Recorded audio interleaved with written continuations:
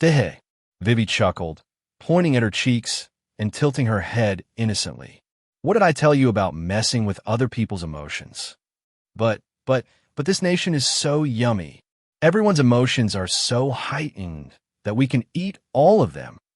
The other fairies finally revealed themselves, all showing up above the players' heads. That doesn't excuse you all from interfering with other people's lives. Michael was mad at himself for letting the fairies loose on his nation. They were like a feral dog who had been caged up their whole lives, and he had just presented them with a buffet of bones and meat. No wonder they couldn't help themselves.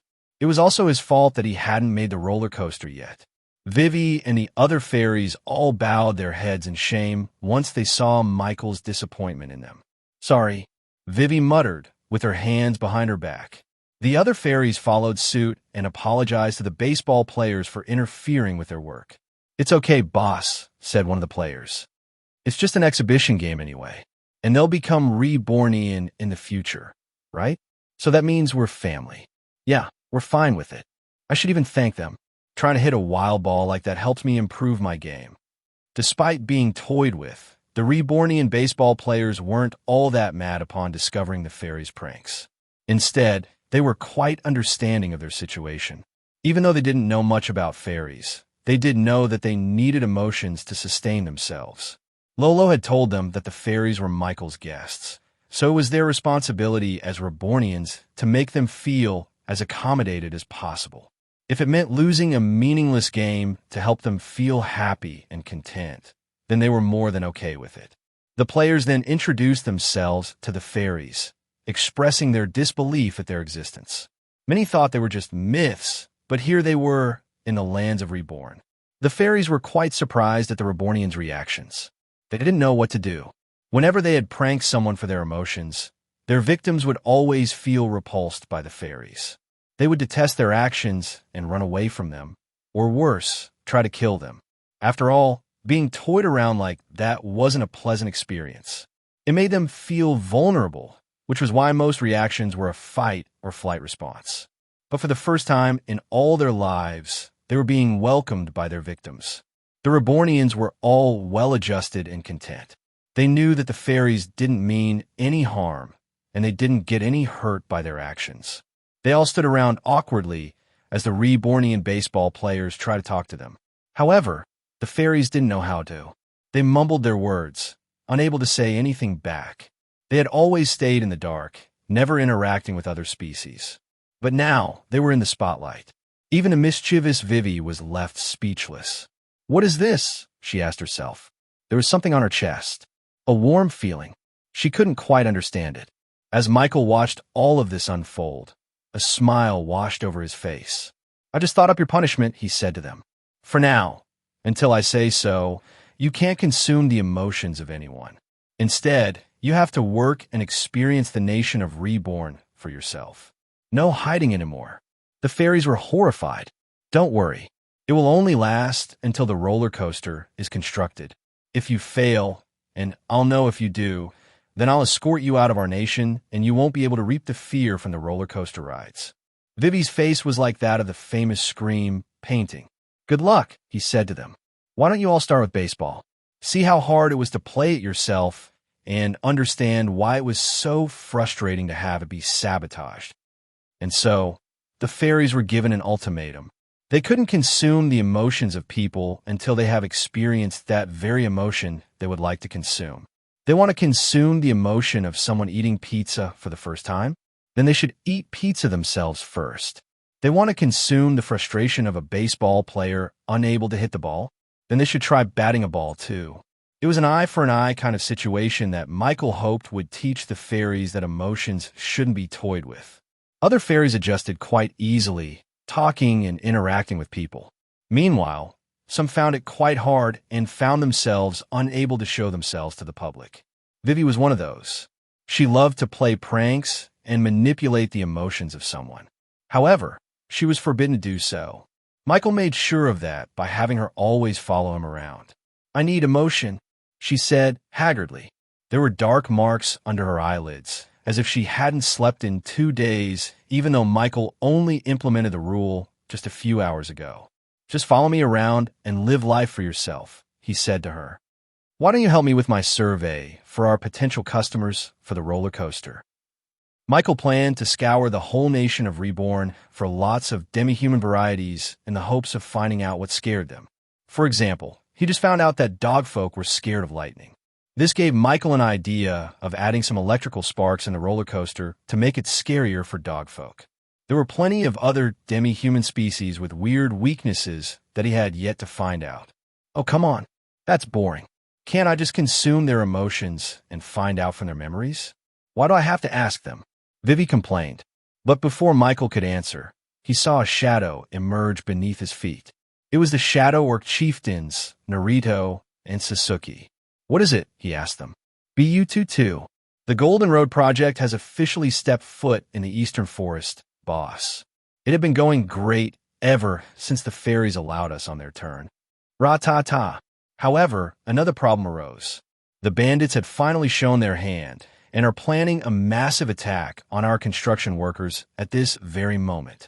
Michael knew this was serious. After many weeks of their failed attacks on Reborn territory, Blazell and the Bastard Bandits finally had enough. Tell our forces to suit up.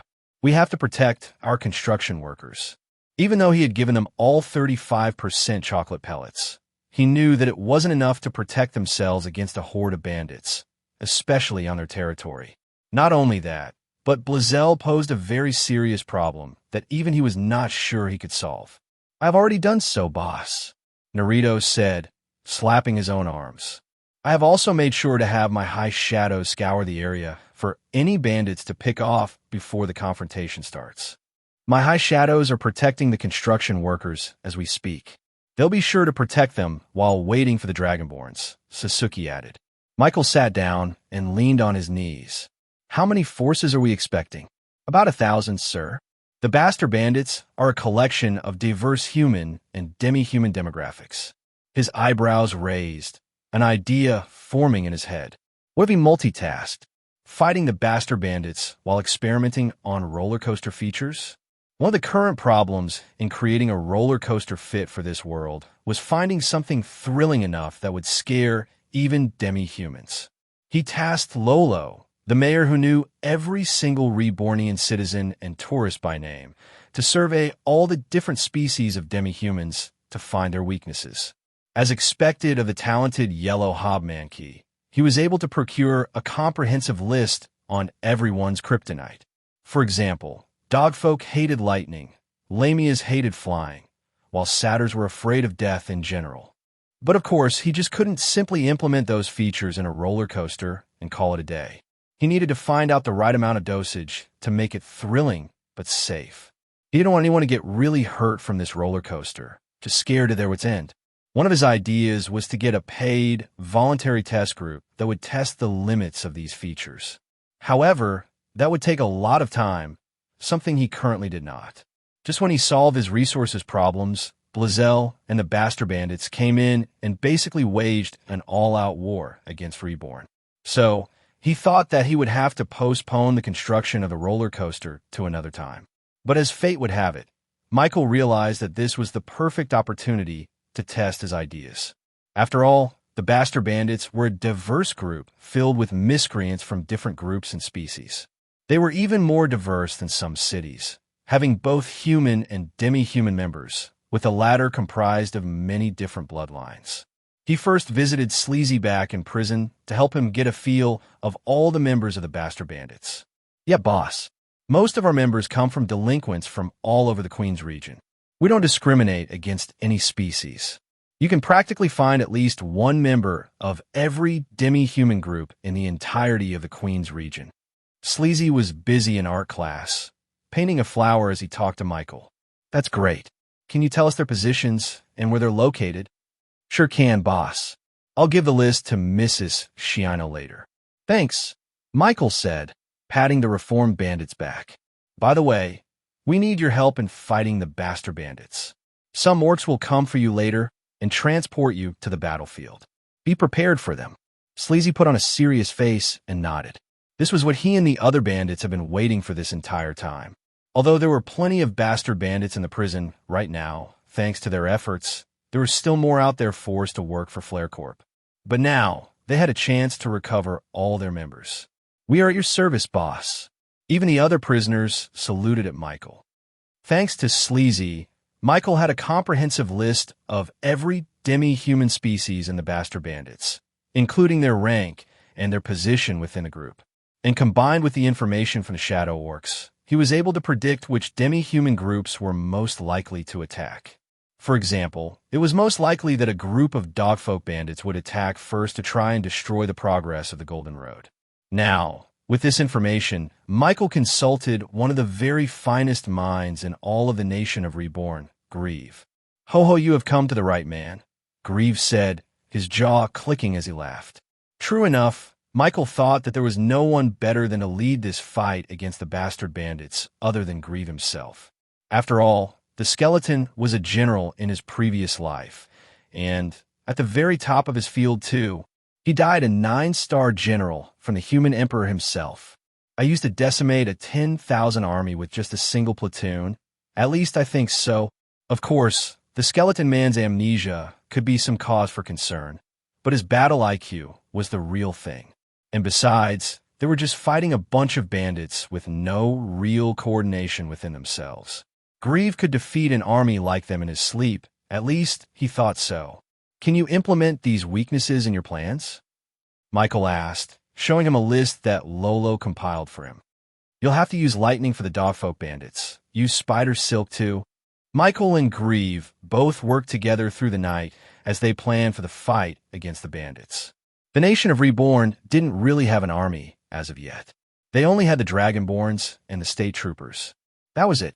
In terms of numbers, the bandits definitely had the advantage. But of course, Rebornians had a few tricks up their sleeves that could turn the tides at the heat of the battle, namely the 35% concentrated chocolate pellets. As expected, the skeleton general proved himself to be quite masterful in his deployment of troops, as well as the planning of the experiments. "Okay, this is pretty good for now," Michael said as he looked at a 3D topographical map of the forest east of Angora City. On the bottom right was the Golden Road currently under construction. On the top left was a cave in between two mountains, where the Bastard Bandit hideout was located. Michael also created some mini figurines that depicted the location of where the Bastard Bandits were most likely to strike. They were located in the middle of the map. That was where they would install the roller coaster experiments. Meanwhile, the mini figurines of the Dragonborns were positioned on the right side, protecting the Golden Road. After all, this was the very goal of the Bastard Bandits, or Blazel, to be more accurate. Meanwhile, they were aiming to reach the Bastard Bandits' hideout, defeating groups of bandits on the way, hoping to convert them to their side. Once they reached the cave, they would finally confront the ringleader of this whole assault. Ho. I'm getting quite excited, Michael. My blood is boiling. Oh wait, I don't have blood. The very next day, Michael teleported himself onto the very edge of the Golden Road inside the forest. Construction was halted during this whole war with the bandits, so this would be their base for the entire fight. The Rebornian engineers and construction workers used their time to build a small fort within the forest, where all their forces would sleep and stay for the whole duration of this assault. They added barricades, watchtowers, and even pitfalls around the area for extra defense. Of course, Michael added his own touch of protection by adding a headquarters in the middle, where Shadow Orcs would report on all the things that would happen in the forest. Basically, it was the brain of the whole operation and allowed Michael to see everything in real time, just like how modern wars were fought using surveillance cameras and drones. The Rebornians greeted him with a curt but polite nod as he walked through the concrete fort. Everyone was serious and busy for the upcoming fight. Michael felt as if he had stepped onto a real battlefield. "Oh, they're so serious," said Vivi as she buzzed around Michael's face while looking around the fort. Since she was still being punished for her shenanigans, Michael forced her to accompany him wherever he went without consuming any emotions from anyone. "Yep, of course they're serious," Michael replied. "We're all taking this very seriously." But as he got closer to the headquarters, that serious tone was quickly dissipated as soon as he heard raucous laughter within the building. As Michael and Vivi walked inside the building, they heard the sound of something that did not belong in a war. Laughter. I smell joy so yummy, Vivi muttered, sniffing the air inside the building. She could feel an intense emotion coming from the people inside, and immediately she wanted to go over there and consume their emotions. Wait, Michael said as he held her by the wings. No consuming emotions, he warned her. Vivi disappointedly flew back to Michael's shoulder and pouted. Michael then walked inside and saw that the whole place was surrounded by the shadows of Reborn. Orcanine and Orcupine orcs roamed around the room as they all consulted their own shadows for information.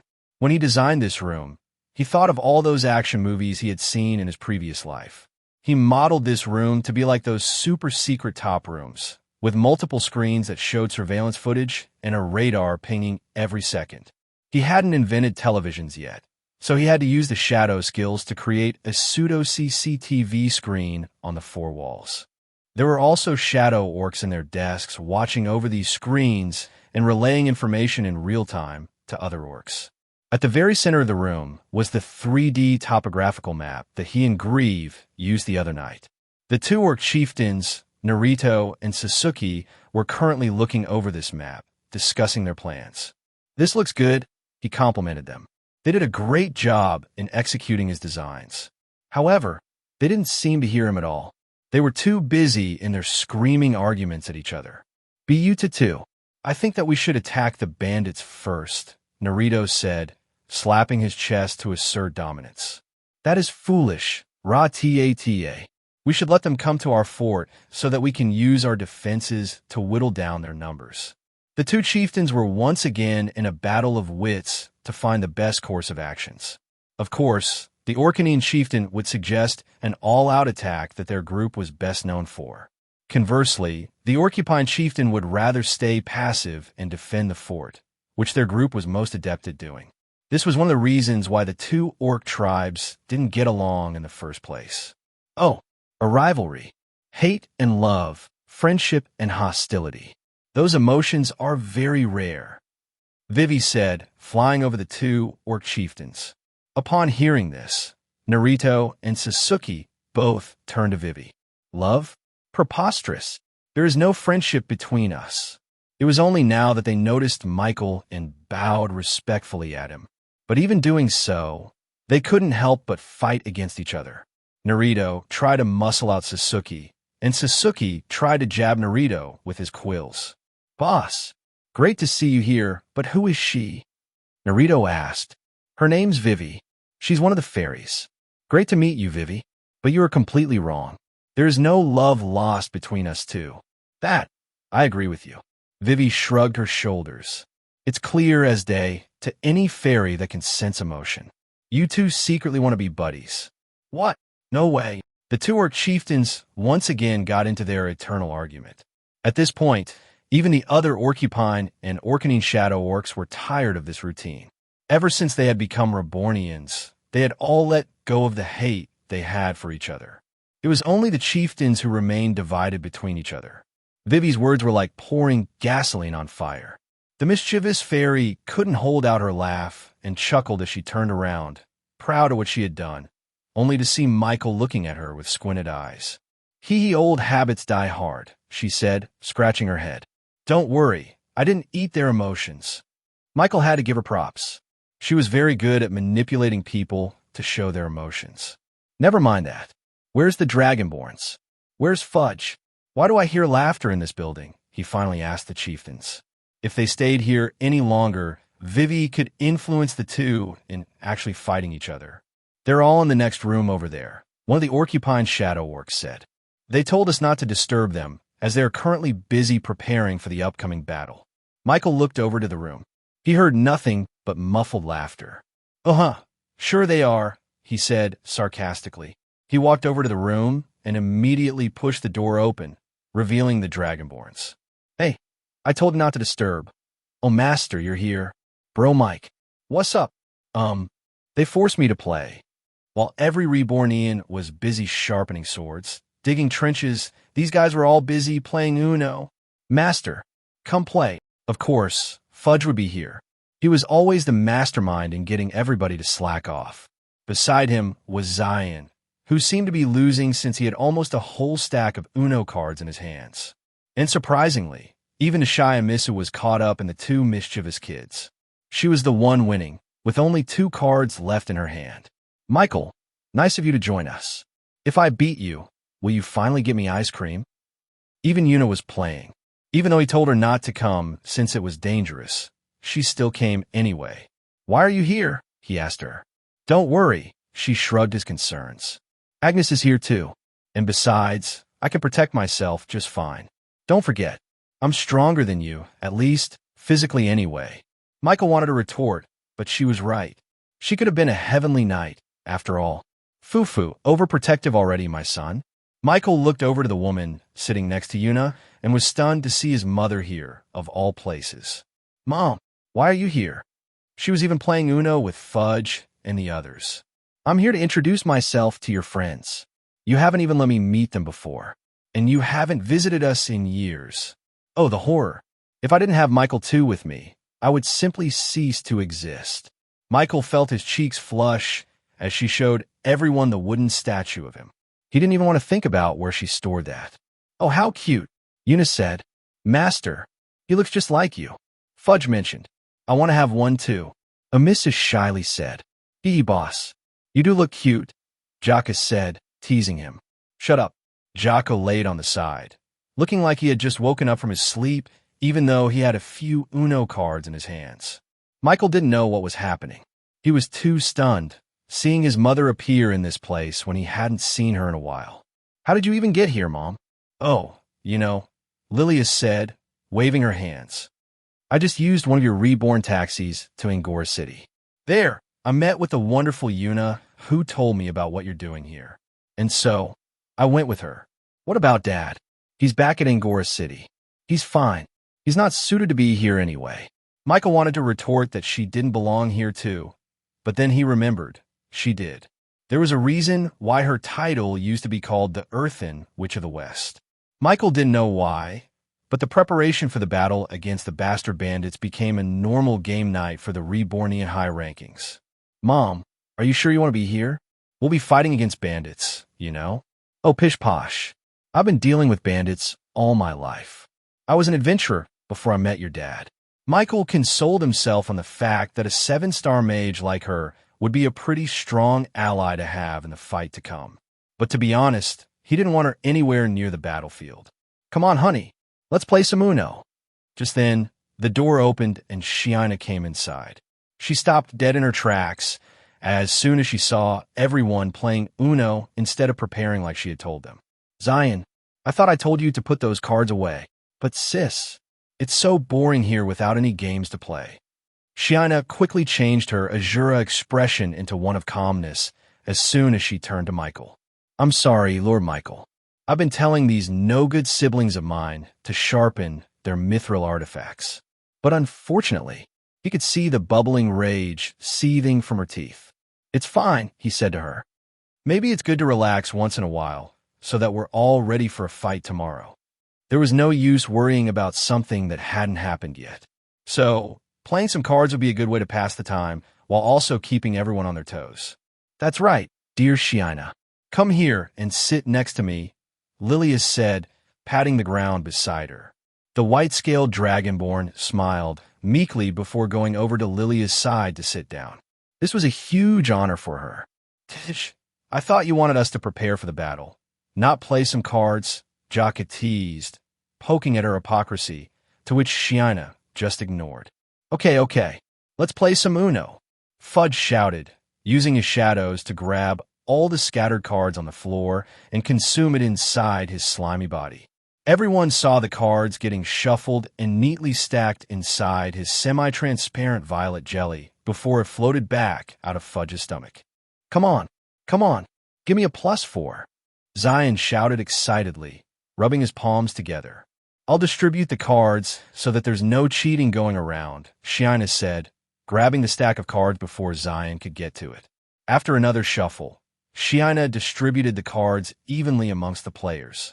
You playing? She asked Jaku, who was still laying on the floor off to the side.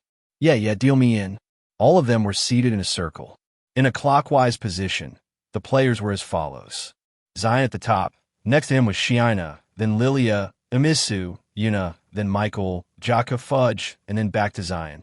All in all, there were 9 players for this game of Uno. Soon enough, everyone had 7 cards in their hands, each having different colors and numbers, with a few special cards like the skip, the reverse, the +2, the +4, and the wild color. The goal of the game was to be the person who played all their cards into the pile. Of course, players could only play 1 card per turn, and the cards must correspond to the correct color or the same number of the previous card for it to be played. Ha ha! These are some good cards, Zion proclaimed. Ho ho ho, me too, me too, Fudge ominously said. To start the game, Shiina picked a card from the deck and started the pile. It was a blue 6, which meant that players could only play blue cards or cards with a number 6. The game started clockwise, so Fudge started first, putting a blue 0. Then, Shiina, who put a blue 3. Now, it was Lilia's turn. Michael, honey, do you have a yellow card? Michael slapped his head, embarrassed. Mom, the game doesn't work that way. It's a competition. Well, forgive me if I just wanted to make sure my son had the cards to play the game, she said, putting in a yellow 3, changing the color requirement for the entire pile. Amisa played, then Yuna, Michael, and then on to Jaku, who played the first action card. A yellow +2. Fudge would have to pick up 2 cards from the deck because of this action card. However, Fudge put down his own red +2 card, allowing him to pass on the burden to the next player. Now, Zion was in trouble. He would have to pick up 4 cards from the deck. However, it turned out that he had his own +2 card. I have one too, he said before playing a green +2 card. Shiina grunted. She didn't have a +2 card to continue the stack, so she would have to pick up a combined 6 card from the deck, doubling her current stack. Zion chuckled to himself and stuck his tongue out to his older sister. Blah blah. That's why you should have played more with us, sis. You lack Uno training. She glared at him, with her eyes almost glowing red. Michael could have even sworn she was ready to pull out of her bow an arrow. Shut up. But Zion couldn't seem to let it go. What? We're just having fun, he said, putting his hand behind his back. The problem is that while you were here, having fun, I was busy dealing with all the jobs that you had to do. That would have been fine, but you don't even practice with Miss Agnes anymore. Yuna didn't want to interject in their conversation, but Shiina was right. Her battle maid was getting quite disappointed with Zion's frequent skipping of early morning training. Fisk, Zion clicked his tongue. I don't want to train all the time. I don't need to. I just need to punch some people, and everything is solved. That's exactly your problem. Shiina called out. You're overconfident in your abilities, so you don't train to become better. You could be so much stronger than all of us. As an SSS class talent, Zion truly was the most talented one amongst his Dragonborn siblings. Because of that, everything came easy for him. Training, cultivation, skills, and spells. But Zion didn't want to change. He just wanted to play. That's boring. That's your responsibility. The 2 siblings argued once again, halting the game in its tracks. Michael wanted to say something. However, he saw his mother scooting over to Yuna and whispering something to her with a smile. So what do you think? Isn't my son so capable? She said. I think so, Yuna replied. He has certainly done a great job with the Reborn company. Of course. He inherited his magic talent from me and his business acumen from his father. He could even be considered the best of all the Vanderbilts. And you, Yuna, aren't you also considered the best of all the Montgomery children? Yuna awkwardly laughed. I guess so, huh? Then, wouldn't it be good, great, even if you and Michael... M.O.M. Stop. What? I'm just having a conversation with Yuna. Conversation? More like you're advertising. Somehow, he was also caught up in an argument with his mother. The game was no longer a game. It was just a big argument from both sides. While the whole group was caught up in an argument, there was one spectator among them who relished all the big emotions flowing through the room. Vivi had blended into the room, disguising herself with the bright light on the ceiling. Nobody knew she was even there. Michael would have called out to her, but thankfully he was caught off guard by the presence of his mother that he completely forgot about his existence. This allowed her to do what she did best. Just observe the situation from a third perspective and see how people's emotions unfold in real time. Ooh, that white-scaled lizard is angry. Her emotions are like that of a mother angry at her son, even though they are just siblings. She observed Zion and Shina's argument and enjoyed what she was seeing. Being a third-person perspective like this allowed her to see the emotions displayed by each party, giving her an omniscient view, a peek behind the curtain, with all their subtle change and expressions. Even though this was the first time she met them, it felt like she knew them very intimately. It was like an X-ray.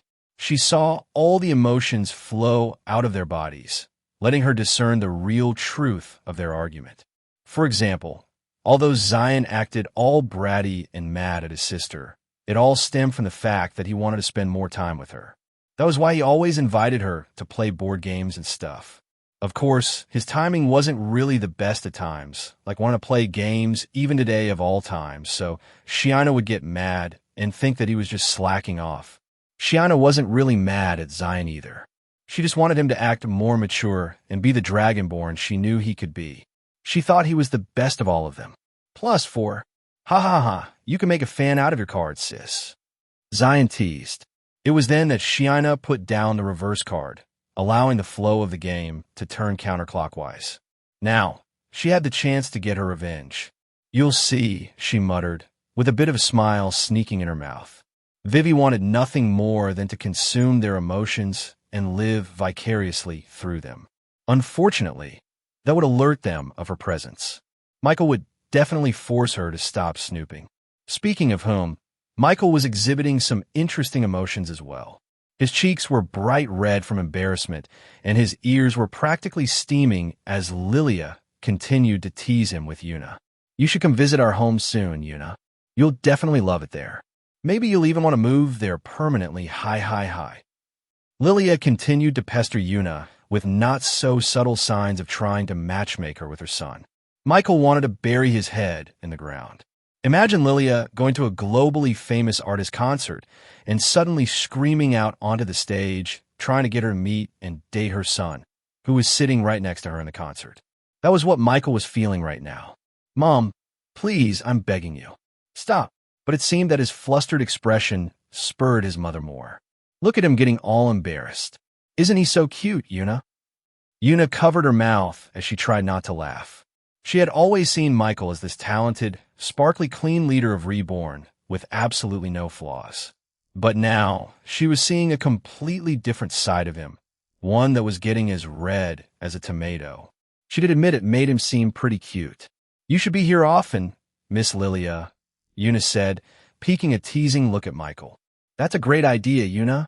I'll take you up on your offer. Michael looked at Yuna, a look of complete betrayal on his face. He mouthed the words, "Why?" Yuna just responded with a very adorable chuckle. She mouthed her reply back to him. Revenge for the ice cream. He had to shut up with that. Her complaint was totally valid. He had always put off her request of creating ice cream because he was so busy. Come on, let's just play, he said, hoping that the teasing would stop. Unfortunately, his own allies betrayed him. It would be nice to have you here often, said Jakku. It's the only time we can have a chance of beating the boss at a game. ET2, brute? Michael thought to himself, glaring at Jakku for the betrayal. I can help clear Lord Michael's schedule for a weekly board game night.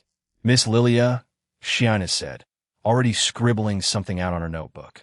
Hey, I didn't approve of that. I'm busy with a lot of projects, he said to her. But she didn't seem to hear it at all.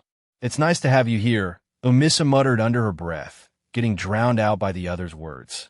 Master Mom, I'll definitely teleport you here whenever you like, said Fudge. He expected Fudge to do it, but he didn't expect even the Dragonborns to double-cross him. It was as if his mother had taken control of them. Guys, let's stop talking about me. How about Jakku? Let's make fun of how lazy he is. How about Zion? Aren't the two of you arguing, Shiana? Everyone stayed silent for a few seconds, looking at each other. So, Miss Lilia, would you be free on the weekends?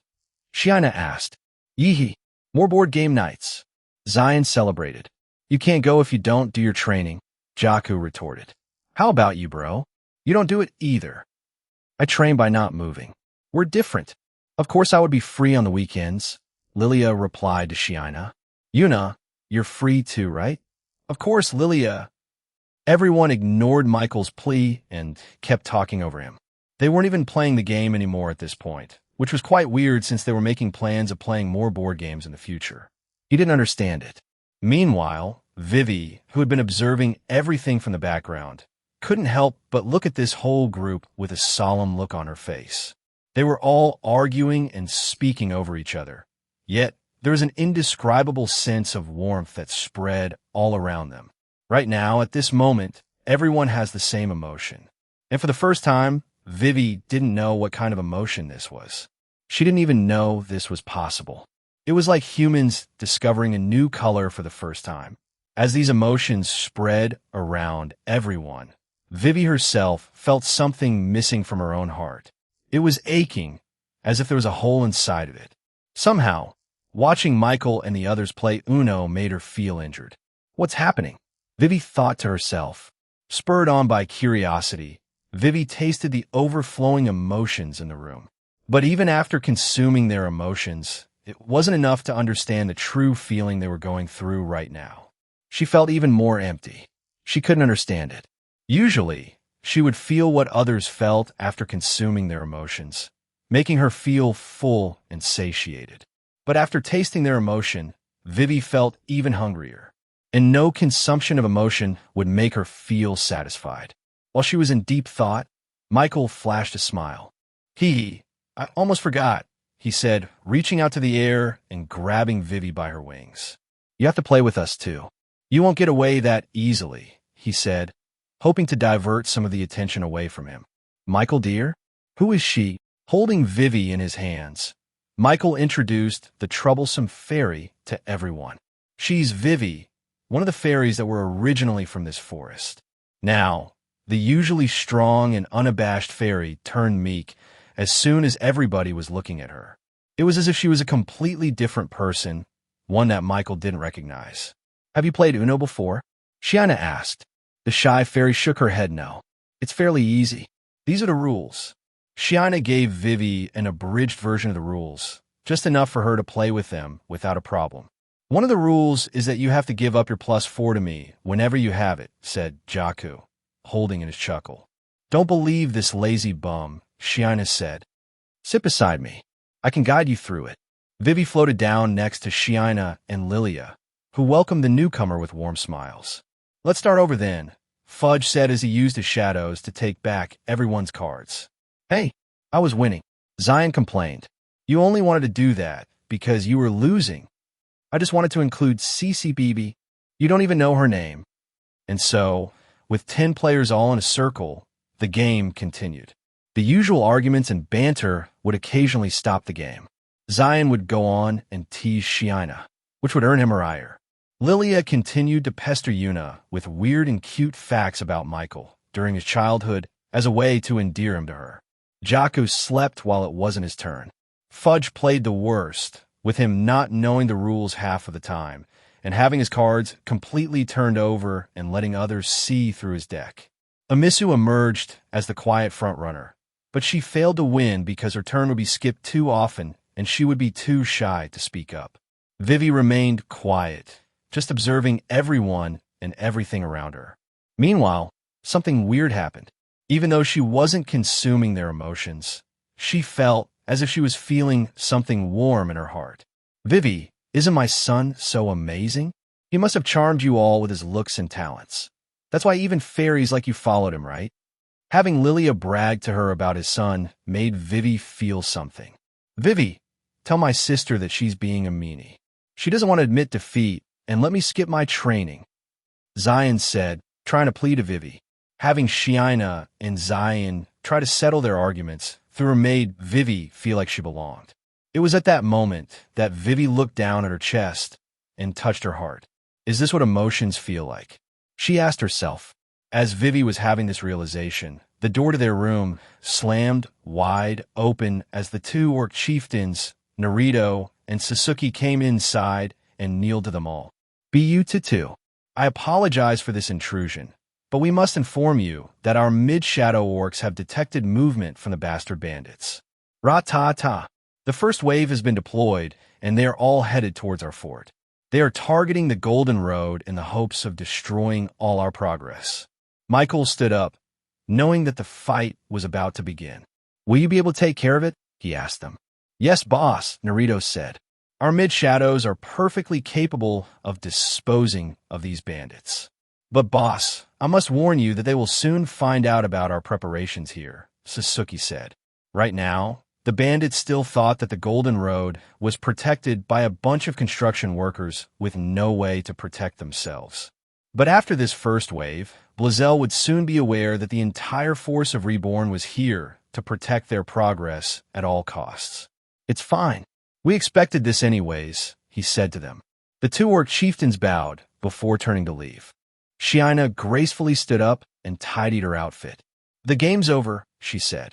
Zion, you must get ready for the fight. The youngest Dragonborn protested immediately. But we have plenty of time for another game. No, Shiina stressed. There's no time to play around. Our Rebornian brothers are fighting the good fight. We can't just stay here and play games all day. But, no buts, Shiina said. Zion looked down, pursing his lips. It looked like he was about to accept Shiina's order. But suddenly, an idea formed in his head. Wait a minute. How about this? What if we had a competition?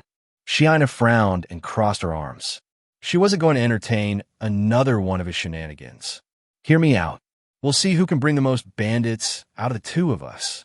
If you win, then I'll do as you say and be completely obedient to what you say for 1 month. I'll go to training and I'll stop playing around. If you lose, then you won't bug me about any training whatsoever for a month. And you'll let me play games whenever I want, even late at night. Deal. An eyebrow raised in Shiina's head. A month, you say? Zion smiled, taking his hand out for his sister to take. He could see her start to raise her hand, about to take the deal. A word of advice, don't take it, Lilia said suddenly.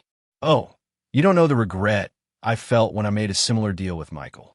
He says it'll only be a while, and 2 years later, and he's still out there going off on his own adventures.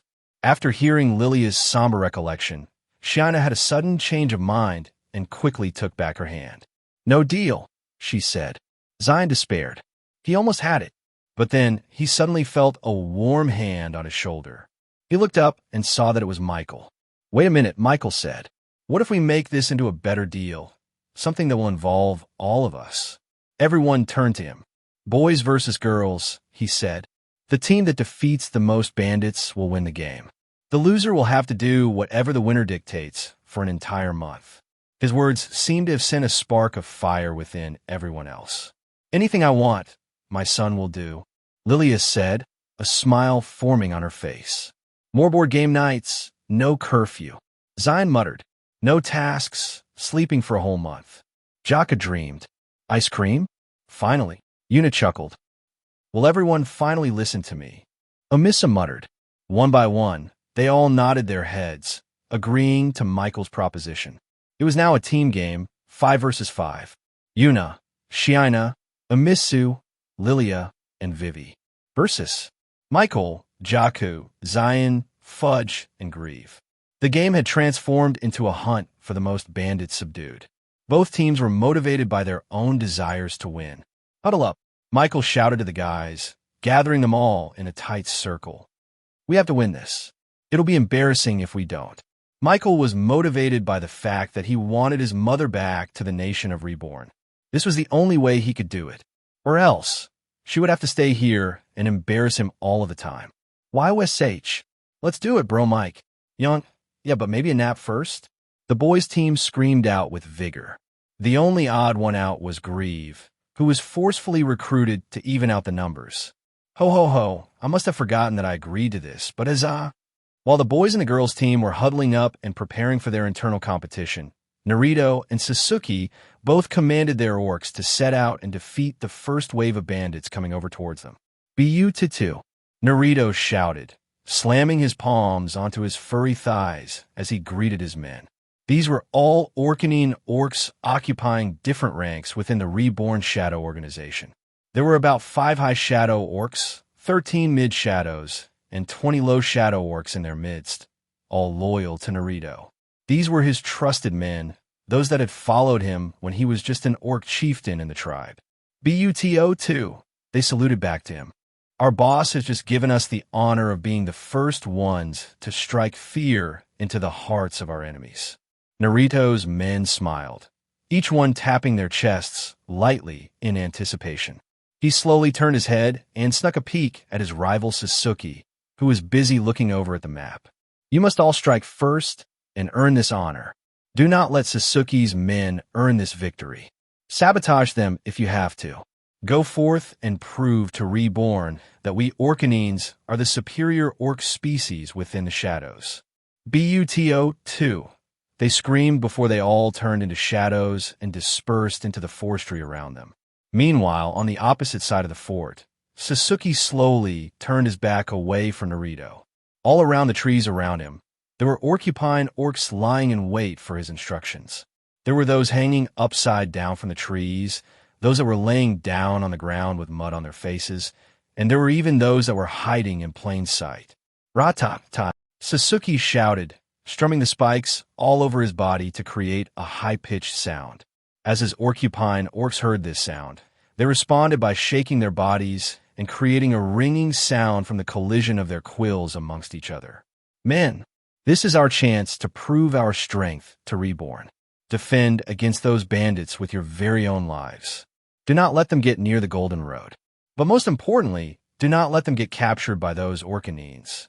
Confuse them if you have to. Just make sure that this honor does not go to Naruto." Unbeknownst to each other, both orc chieftains were having their own plans and ideas outside of their normal scope. It was a competition between the Orcupines and the Orcanines to see which ones were superior. Meanwhile, in the very depths of the forest, a bush ruffled as a bandit emerged from the forest ground.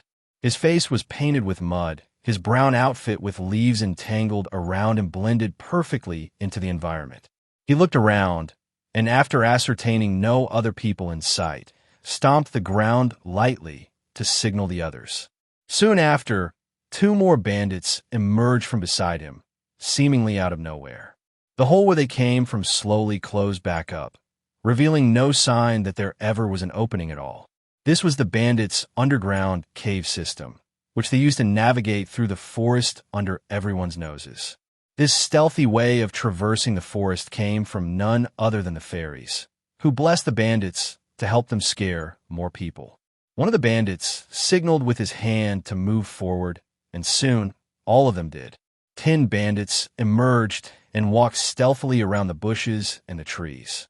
Eventually, they saw a man-made fortress in the distance. The bandits' eyes widened, clearly not expecting such a large and wide construct from Reborn. There wasn't just a road, but a walled fortress as well. They all looked at their leader, clueless as to what to do next. Their mission this time was to sabotage the Golden Road by demolishing any road that they had built in the forest. They were even tasked to dilute and change the mixture of the strange liquid mixture they called concrete to destroy any chance they had of an easy construction. "What should we do?" asked one of the bandits. "We should continue our mission. Look, there's no one here to defend against us." They noticed that despite the tall walls and barricades around this fort, there was actually no one there to defend it. It was like a ghost town. "BU-2. What's that sound?" asked one of the bandits. But judging from the confused looks everyone gave him, it seemed that he was the only one who heard it. "BU-2. There it is again. It's getting louder. I think we should go. I don't have a good feeling about this." The fact that many bandits disappeared after trying to ambush the Reborn company added to the bandits' anxiety. But the other bandits disregarded his warnings. Their leader even scoffed at the man's cowardice. "Those rumors aren't true. Those bandits probably ran away because they're too afraid of Flare Corp and Blazel. Trust me, the Reborn company can't do anything to you. They're just a merchant group with absolutely no fighting power."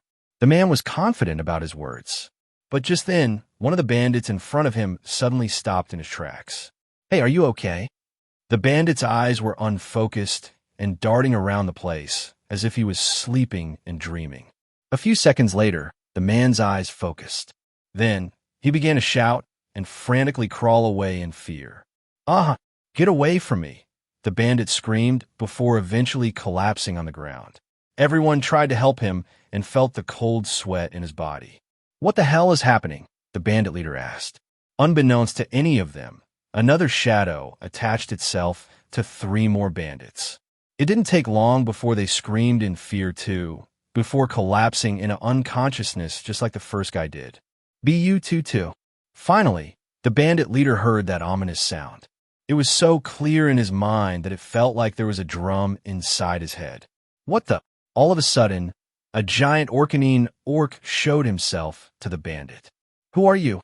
The orc turned into a shadow, enveloping the man's whole world into nothing but darkness. Then, his voice turned ethereal as he addressed the bandit. We are the Orcanine orcs, and we are your worst nightmare. The bandit leader frowned and took out the knife from his waist, wielding it with the intention of fighting against his captor. Don't you know us? We're the Bastard Bandits, and we are now part of Flare Corp. Don't mess with us if you don't want to mess with them, he said threateningly.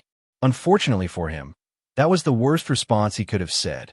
A knife suddenly plunged into his heart, making him feel the pain of death for the first time. Gah! But a moment later, the bandit found himself uninjured, with no knife in his heart. Again, the orc's voice echoed in the darkness. We are the Orcanine orcs. We are your worst nightmare. The bandit frowned again, taking out his knife a second time. And we are the bastard. His words were cut off as he felt his head tumbling down to the ground. He was decapitated. The bandit was forced to experience this hellish loop until the name Orcanine Orcs was carved deep into his heart. ARRGHH, he screamed, finally finding himself back in reality after experiencing thousands of deaths. But unlike the others, he was able to withstand the mental torture and kept himself conscious at the end of it. He crawled back, hoping to find safety. Just then, he saw a shadow latch onto his arms before his entire world was once again enveloped in darkness. Then, an ethereal voice called out to him. We're the Orcupine Orcs, and we are. Back at the Bastard Bandit Cave, Blazel was rudely awakened by a bandit with frantic news. What is it? She asked, with her fire almost setting ablaze the bed she was sleeping in. Miss Blazel, our scouts have yet to return. They were supposed to return yesterday, but it has already been 2 days, and there has been no peep of them yet. I'm afraid that they've already been captured by Reborn. Blazel got up from bed and faced the bandit, who shivered in fear as soon as she got close to him. How could that even be possible? Are you sure they're not late? The bandit gulped. Of course he was sure, but not sure enough to risk the ire of Blazel. Just then, Wayno walked inside the room and grabbed the bandit's shoulder. It's more than likely that they have already set up a defense system around their golden road. Blazel stared at the one-armed man. How is that possible? They couldn't have been much faster than us. They come all the way from Angora City while we used your underground tunnels. Wayno pursed his lips. All this time, Blazel had been underestimating the strength of the Reborn Company, not knowing that they were a force to be reckoned with. Just from the rumors, the bits and pieces he heard about them, Wayno wouldn't have started a war against them in the first place. Unfortunately, he didn't control the Bastard Bandits anymore. She did. They've been one step ahead of us this entire time. They must have anticipated your attacks once they progressed the Golden Road into the forest. And it's more than likely that they will target us next. A look of panic and worry washed over Blazel's face. But that didn't last long. She soon realized that she had nothing to worry about. It's fine. They will find it hard to progress their Golden Road. The fairies will pester them to no end. Am I right? She asked, chuckling to herself. However, Wayno didn't answer. He wasn't willing to bet on Reborn's failure at this point. In the meantime, send more troops. Blazel commanded. Meanwhile, Michael and his team named, the boys, sat together in their own room inside the headquarters. What are we doing here? Let's punch some bandits. Zion said, tapping his biceps. My junior Zion, don't be so crass. We still need them to be recruited into our nation as prisoners. I want some more loyal Iron Maid men. Oops, I said nothing. Fudge whistled innocently, retracting the mouth from his slime face. He was very lucky that Michael was preoccupied with something, or else he would have been cooked. Narito, Sasuke, he called out to the chieftains. Within a fraction of a second, the 2 orcs appeared simultaneously, each one bidding to be faster than the other. Do we have any news on which bandit group is coming? Naruto kneeled. "Bu Tatu. Thanks to the intel provided by Sleazy, we have discovered that the dogfolk bandits have been dispatched to attack us." Sasuke followed along. "Ra-ta-ta. They're stationed in this part of the forest, so it is likely that they will come from this direction and attack the western point of our fort. Their numbers." Just as the orcs were about to finish their report, the door to their room suddenly burst wide open as 5 angry women stared down at Michael. "You're cheating," Yuna accused, pointing at Michael, squinting. "The contract we signed clearly states that no team should ask help from other people." As a diplomat, Yuna had everybody sign a contract to legalize their game. That way, there were no backseas on the agreement. Of course, Yuna made sure the contract was foolproof. "What? I'm not cheating," he argued. "I'm just asking for help from my friends here." "It is cheating." Yuna stomped over and pushed the 2 orcs away from Michael. "You guys can't help him," she said. "Michael, I'm still proud of you, but I'm disappointed," Lilia said, sulking in the corner and shaking her head. "It's not cheating," Michael asserted. "Lord Michael, you cannot use your authority as the boss to get a tactical advantage against us," Shiana said, turning her head away from him. "Yup, I agree," Amissa nodded along. Michael couldn't believe that even they agreed that he was cheating. Lilia then prodded Vivi to come inside the room. "Come on, dear. Shout at Michael for cheating." Vivi looked around, confused, but the other girls in the room nodded at her, giving her assurance. "You're a sore loser," Vivi said, doubting her own words. The other girls gave her a thumbs up. A smile grew on Vivi's face as she gave herself a thumbs up. "We'll be confiscating the orcs. Since you got help from them this time, this means we can use them too," Yuna said, assertively pointing at the door and walking out. The 2 orc chieftains were unsure of what to do, but with just one look from Lilia, their survival instincts kicked in and they followed them out of the room. Mike sighed. Technically, he was cheating, but he didn't think they would notice. Thankfully, though, he got the information he needed from the orcs. They were about to face dogfolk bandits. "What happened to our traps? Is it all set up?" Michael asked Grieve as they both looked at the topographical map of the forest. Grieve nodded, with his ribs clicking as he did so. "Yes, Michael. All is well. We just need to add the constructs to the layout and it will be done." Michael had instructed Grieve to prepare the landscape for their experiment. Aside from wanting to win this competition against the girls, Michael also wanted to use this time to test out the roller coaster features he was going to build in the future. Speaking of which, he wanted to see if the prototype was already constructed by Kong and the engineers.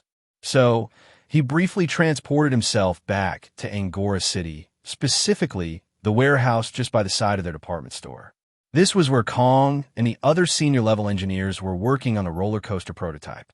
Michael looked around and saw the makings of a roller coaster trailway, which was halfway constructed from the bottom as it climbed up to the apex of the ride. He saw a group of Rebornian engineers gathered in a circle as they looked at blueprints and small metal prototypes in their hands. Kong noticed his arrival and immediately greeted him. "Boss, we just finished the cart prototype. As of now, it has been fitted to carry dogfolk, catfolk, lizardfolk, and other such demi-humans with human body types." In the middle of their table, he saw a large cart modified to seat 2 people in the front and another 2 at the back. It looked like a crude version of the roller coaster carts he saw in his previous life. But this one looked bulkier and thicker than the original one. "It's made from Damascus steel," Michael observed. "Yes, boss. This is the only metal that is lightweight but still strong enough to withstand great accelerations." Michael knocked on the metal and nodded in satisfaction. "This will do," he said. "Now, how about the features? Have you finished it yet?" "Yes, boss. For dogfolk and other demi-humans with a canine bloodline, we have borrowed from your great wisdom and created this masterpiece." Kong and the other engineers removed the veil of their product, showing a large pillar with a donut-like shape at the top of it. Michael had seen this before. "It's a Tesla coil," he thought to himself. "With this object, we can summon lightning and electricity without the use of mana." Kong pushed the lever, and the coil rumbled as it started its power. Soon enough, the first electrical discharge arced through the air, almost reaching up to the ceiling. It wasn't long before arcs of electricity spewed out of the coils, demonstrating its terrifying electrical powers. What do you think, sir? It's good, right? Michael smiled. It's perfect, he said. I'll be counting on all of you to set up the experiment in the forest. Very well, boss. We're ready, Kong said, with the rest of the engineers nodding their heads. With a simple snap of a finger, the shadow underneath Michael's feet began to widen and envelop the engineers. A darkness enveloped their surroundings, lasting for just a second, before receding back into Michael's shadow. The Rebornian engineers stumbled forward, almost falling, as they landed on the uneven ground of the forest soil.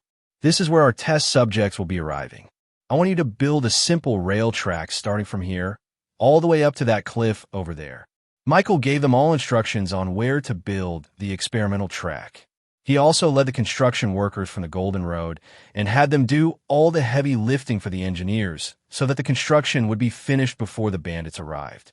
Meanwhile, he went back to the fort and convened with his teammates. Bro Mike, can't we go out already? What if the girls already got some bandits by now? Zion said, punching the air to appease his excitement. I want to be lazy, but I agree with Zion. I need that 1 month of sleep, so we need to act now, Jaka said, uncharacteristically standing upright with no bags under his eyes. Ho ho ho, I didn't know we could win a prize. How about Hitchem? What are we doing this for again? Master, let's get ninja, Fudge said, creating his new catchphrase. That doesn't work, he said to Fudge, which the slime ignored. But I agree with you all. It's time to play. This is what we're going to do. Fudge, you're going to lure them here, while Zion. Soon enough, an entire platoon of dogfolk bandits set off from their base camp towards Reborn's fort. They all prided themselves in their extraordinary senses, some of which were natural, and some of which came from their innate skills. This helped them get the advantage against enemies, allowing them to know their precise location even before their enemies knew where they were. Their group consisted of all the different subspecies of canines, the Labrador men, the Beagle men, and even Chihuahua men. However, they were all led by the apex of all dog folks, the Wolfman. This Wolfman was a close relative of the fierce werewolves, which was why Wolfmen were feared for their physical strength and speed that put them above all dog folks. This particular Wolfman was called Jacob, and he had a fearsome 6-star cultivation that allowed him to have a high authority within the bastard bandit group. Jakob, he smelled them. Humans, one of the Bloodhound men reported. Every other dogfolk bandit raised their heads and sniffed the air, all identifying a group of humans in the distance. They could follow the tiniest bit of scent like it had a visible line that led back to the source. Let's pounce, Jacob shouted to the rest of the men.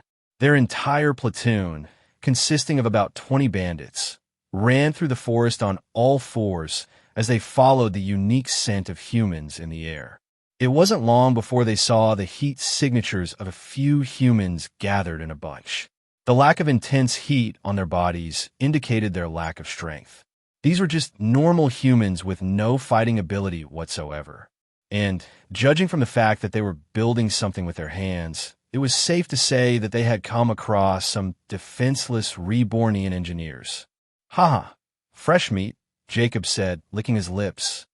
Go and hunt these humans. We must avenge the disappearance of our brothers. Bark, bark, bark. In a matter of a few seconds, the pack of dog folks surrounded the group of humans without any difficulty. They didn't even seem to fight back. AWO, Jacob howled. You're Rebornians, right?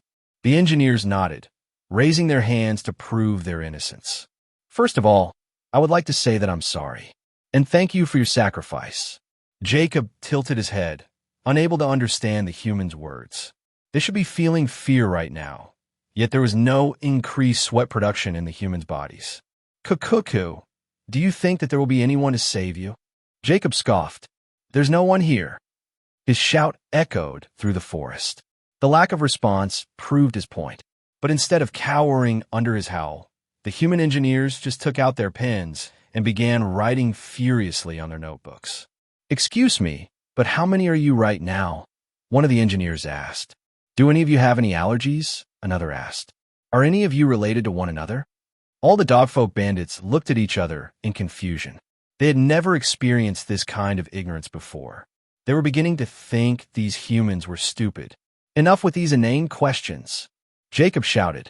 But it's important to find out all the parameters of the experiment, one of the engineers said. Experiment? What the hell are you all talking about? We are here to find out the limits of a dogfolk's fear. The engineers answered simultaneously. The bandits turned silent for a moment before they all howled in laughter. Ha ha! Fear? Us. We have fought against armies. We have no fear. Don't you know who we are? Jacob asked, smiling. Don't you know who I am? The engineers shook their heads, but instead of getting intimidated, they seemed genuinely curious. We are the feared canine division of the bastard bandits.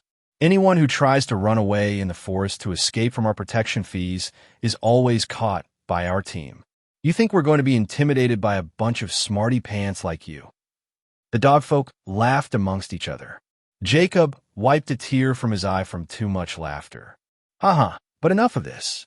One of you, go and catch them, Jacob commanded. A Rottweiler man walked forward, unclenching his jaws to intimidate the engineers. You're coming with me, he said. One of the engineers raised his hand and signaled him to stop. Stop right there. Don't move any closer. And why not? The dogfolk chuckled. I'll do what I want. You can't stop me. The engineer sighed and consulted his notes. We're not done calibrating the machine, but if you insist, then by all means, go ahead. The Rottweiler man stepped forward, with the other dogfolk bandits behind him still laughing and chuckling to themselves. But as he took another step forward, they all suddenly heard a mechanical click. Everybody saw as a cart suddenly sped towards the Rottweiler man at high speeds. The cart crashed into the dogfolk bandit before the momentum allowed him to fall directly into the seats. Oh! The Rottweiler man screamed in pain. But before he could try and get out of this cart, a seatbelt suddenly sprang into action and tied the unsuspecting man into the chair. He tried to rip the seatbelt from the cart, but realized that they were made out of thin, layered Damascus steel wires. The more he pulled on it, the tighter it became. Unable to get out, the dogfolk was helpless as the cart rolled through the grass, revealing the metal railway underneath. "Whoah!" he screamed as the cart picked up speed directly toward the cliff. He was going to collide. He raised his hand, preparing himself for the crash. But at the very last second, the cart swerved sideways, almost tipping the very car itself. The Rottweiler man opened his eyes and heaved a sigh of relief. He thought he was going to die, but his troubles didn't seem to end there. He looked forward and saw that the metal railways that the cart followed continued slanting upwards as it rose through the cliffside. The momentum of the cart allowed it to scale the cliff upwards, allowing it to reach the very top. The cart slowed down as it reached the plateau. He thought it was over, but then he found that the cart continued to move and swerve to the left, effectively turning around towards the cliff itself. No. The dogfolk muttered to himself. Click, click, click, click. The cart slowed down at the very end of the cliff, teetering at the edge. Then it finally stopped moving. The dogfolk stopped breathing, cautious that any sudden movement could make the cart plummet down into the ground. Then the wind breezed behind him, giving the cart to finally push as it raced down into the ground at almost a 90-degree angle. AWWWO, the dogfolk howled in fear. He couldn't help but grab onto his seatbelt for safety, hoping that it wouldn't throw him out of the cart. And just as the cart was about to hit the ground, it swerved to the right once again, allowing the Rottweiler man to escape the fall. The dogfolk bandit drooled as he tried to catch his breath. Now that it's over, he realized that he was never in any sort of danger whatsoever. This cart and track had made it seem like he was going to fall, but it had swerved away from a direct collision. Not only that, but he was a warrior in his own right. He realized that he could jump the cliff and land safely on his feet if he wanted to. What was I afraid of? The Rottweiler man said to himself. He tried to get out of the seat, but realized that the seatbelt was still firmly attached to the cart. And despite slowing down, the cart had yet to reach a complete stop and still continued to roll forwards. This time, the cart wasn't going toward the cliff, but inside it. There was a small cave opening in the distance, and the dogfolk could see that the tracks led inside it. "Oomph, I'm no longer scared," he said to himself. The cart continued onwards, entering the dark cave devoid of any light. For the dogfolk bandit, this wasn't scary at all. Bandits like them lived in a cave and spent most of their time in the tunnels. A little bit of cramped darkness wasn't going to hurt him. But then, rumble, thunder roared through the cave, echoing endlessly in the chamber. "Storm?" the dogfolk uttered anxiously. He had a bad feeling about this. If there was one thing that all dogfolk were afraid of, then it was BZZZT. Lightning arced through the ceiling, lighting up the cave and showing the horrified expression of the Rottweiler man. "AWO!" he screamed, with his utter fear and terror echoing out of the cave and reaching the other dogfolk bandits in the forest. "What was that?" Jacob roared. Dogfolks like them communicated through the howls, meaning they could feel the horror and panic that the Rottweiler was feeling right now. The hairs on her body stood up. One of the engineers ignored the wolfman's roar and consulted his other engineers. "We should add more velocity in the cart. It almost stalled at the very top of the cliff," he said. "Agreed," said the other engineers, writing down in their notebooks. Just then, everyone heard the sound of metal clanking as the cart returned back into its starting point, having looped all the way from the cliff back to the forest below. Its inhabitant, the Rottweiler man, had fallen unconscious in the seat, drooling his saliva all over the seatbelt. "What did you do to him?" Jacob demanded an answer. But once again, the engineers ignored him. "Now, shall we go on to the next test? Who wants to volunteer?" the engineer asked the dogfolks. Another empty cart rolled out from the forest and towards the dogfolk bandits. It was the same as the last one, meaning that anyone who fell into its trap would suffer the same fate as the Rottweiler man. "Roar!" Jacob growled at the engineers. "You will pay for this." "Men, attack them," he commanded. Now that they knew it was coming, it was very easy to dodge the incoming cart no matter how fast it was. Just then, the dogfolk bandits picked up a sound from behind them. "Punch, punch, punch. I want to punch some people." But before they could reach the engineers, one of the bandits suddenly felt a huge force pushing him from behind. Jacob turned around and saw a red-scaled demi-human with draconic-like features punching one of the bandits from behind. The Chihuahua man was caught unaware and stumbled forwards from the punch, eventually falling down perfectly into the cart. "One down. One more seat available," Zion shouted as he faced another bandit. The husky man with black and white fur howled as he unsheathed his knife and lunged at Zion. The red-scaled dragonborn ducked away from the knife, surprising the dogfolk. The husky man used his spell, Zigzag Claw, allowing him to increase the speed of his knife swing towards Zion. But even with the power of a 4-star spell, the dogfolk was unable to even graze Zion's clothes. The dragonborn always ducked and danced around the blade perfectly. Eventually, out of frustration, the husky man overextended his swing, allowing Zion to duck and deliver a devastating liver shot to the body. The dogfolk bandit almost vomited out his insides. But before he could even do anything else, Zion punched the knife away from his hand and sent out a perfect uppercut to his jaw, sending him flying directly towards the cart. Now, with 2 passengers, the cart sped up through the tracks and experienced the same fear and terror that the Rottweiler man experienced for the first time. Just then, more and more carts rolled down through the tracks, carrying the combined capacity of about 10 more bandits. And before they knew it, another passenger was unwittingly forced to ride the coaster. Jacob turned around and saw a similar-looking demi-human with dark blue scales as he brought down his sword and defeated a bandit in swordplay. "What? Who are these people?" Jacob shouted. Jaka faced 3 bandits, all brandishing their knives towards him. "Come on, my brother is right there. He's punching bandits left and right. Why not go after him?" he complained. "I'm too lazy for this." But the bandits continued to approach him. Their knives glowed in a unique and different color as they used their 4-star spells in succession. A retriever man rushed toward Jakku, with his knife glowing golden just like his fur. The earth beneath his feet rose from the ground, following the movements of his knife. The dogfolk lunged towards Jakku's throat, which Jakku parried with his sword. The bandit swung his knife, intending to cut Jaku's ribs. And just as Jaku was about to dodge, the ground beneath his feet caved in, giving him no support to move his feet. The knife came towards Jaku's chest, but just as it was about to reach him, a prismatic shield manifested around him and fought against the knife's earth magic. The knife stalled in midair, surprising the retriever man.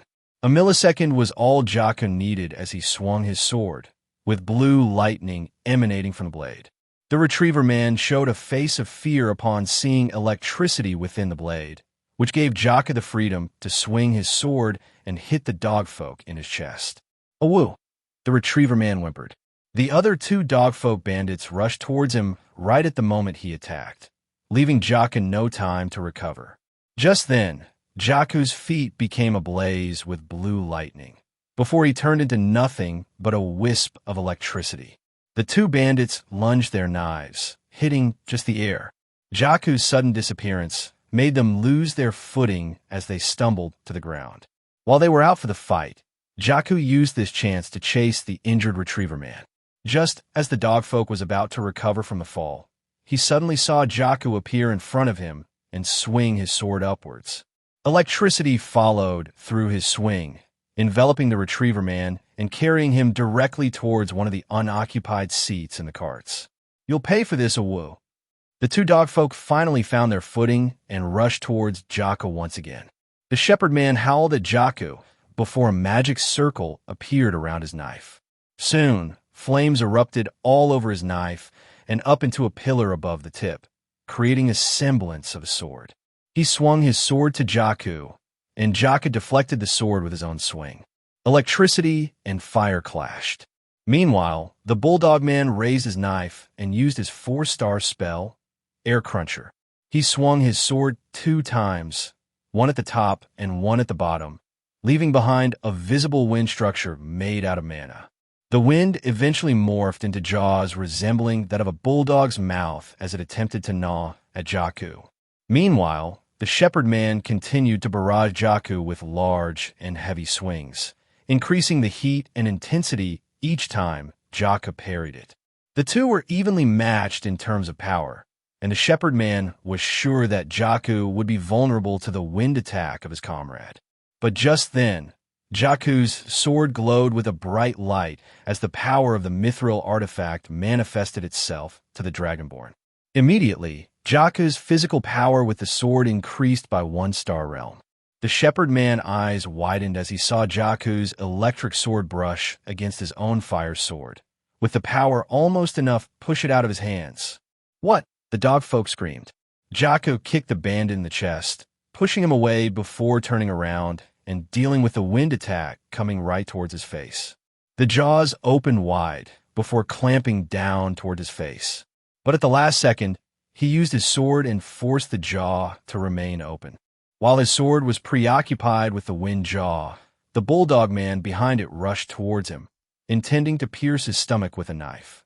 Just then, electricity surged around Jaku's sword, and for a brief second, the sword disappeared from the wind jaw's clutches. Intersecting lines suddenly appeared around the wind jaws before the pieces slowly drifted away from each other, having been cut into pieces by the sword. The magic circle in the bulldog man's wrist dissipated, giving a brief vulnerability inside him. Jaku used this chance to raise his sword and use its tip to gently touch the dogfolk's chest. "Clear," he said, as electricity surged from his sword onto the dogfolk, giving him a huge burst of electric shock similar to a defibrillator. The bulldog man shot towards one of the seats, with his body smoking as the seat belt wrapped around his chest. "3 down," Jaku muttered, putting his sword to his shoulders. He looked to the side and saw Zion dodging and weaving as 4 bandits surrounded him from all sides. Even though they were all in the 4-star realm, Zion was able to evade their attacks through the 1-star realm boost that the mithril artifact was giving him. But still, there were 4 of them. Despite Zion being stronger than them individually, their numbers led them to achieve a stalemate. Zion couldn't attack, nor could he escape. He could only dodge. "Hey, lil bro, you need some help?" Jaku asked. Zion scoffed. "Are you kidding me? Don't try to take this away from me. I need the points. You already have 3. Jaco shook his head. We're supposed to be a team, you know? We're not counting bodies. They were already having a competition with the girls, but Zion also wanted to have a competition with the boys. He wanted to be the one that brought in the most bandits. That way, if they won, he would be the ultimate winner. I can handle this, Zion said. Just need a little bit of a pick-me-up. Just then, 4 knives simultaneously lunged towards him, giving him no chance to escape. The bandits thought they had finally gotten him, but at the last second, Zion jumped up. In midair, Zion took out a chocolate pellet from his pockets and immediately swallowed it whole, wrapper and all. His body convulsed as his body activated Sugar Rush. His magical power almost reached the 5-star realm. With his gauntlets glowing black and violet, Zion punched downwards, using the shockwave he created to reach higher and higher until he was above the trees, allowing him to see the entirety of the forest. Looking down, he saw the dogfolk bandits who squinted as they looked up at him. The ground started to rumble. No, it wasn't the ground. It was the air above them, and the source of it all was none other than Zion himself. Before they could react, Zion's gauntlets released a blinding light before he punched the air, cracking the very space beneath him. The dogfolk bandits briefly saw the cracks as it spread downwards towards them. But as soon as it reached them, they felt the force of 1,000 elephants from the tip of their head down to their feet, causing an explosion from the very ground they stood on.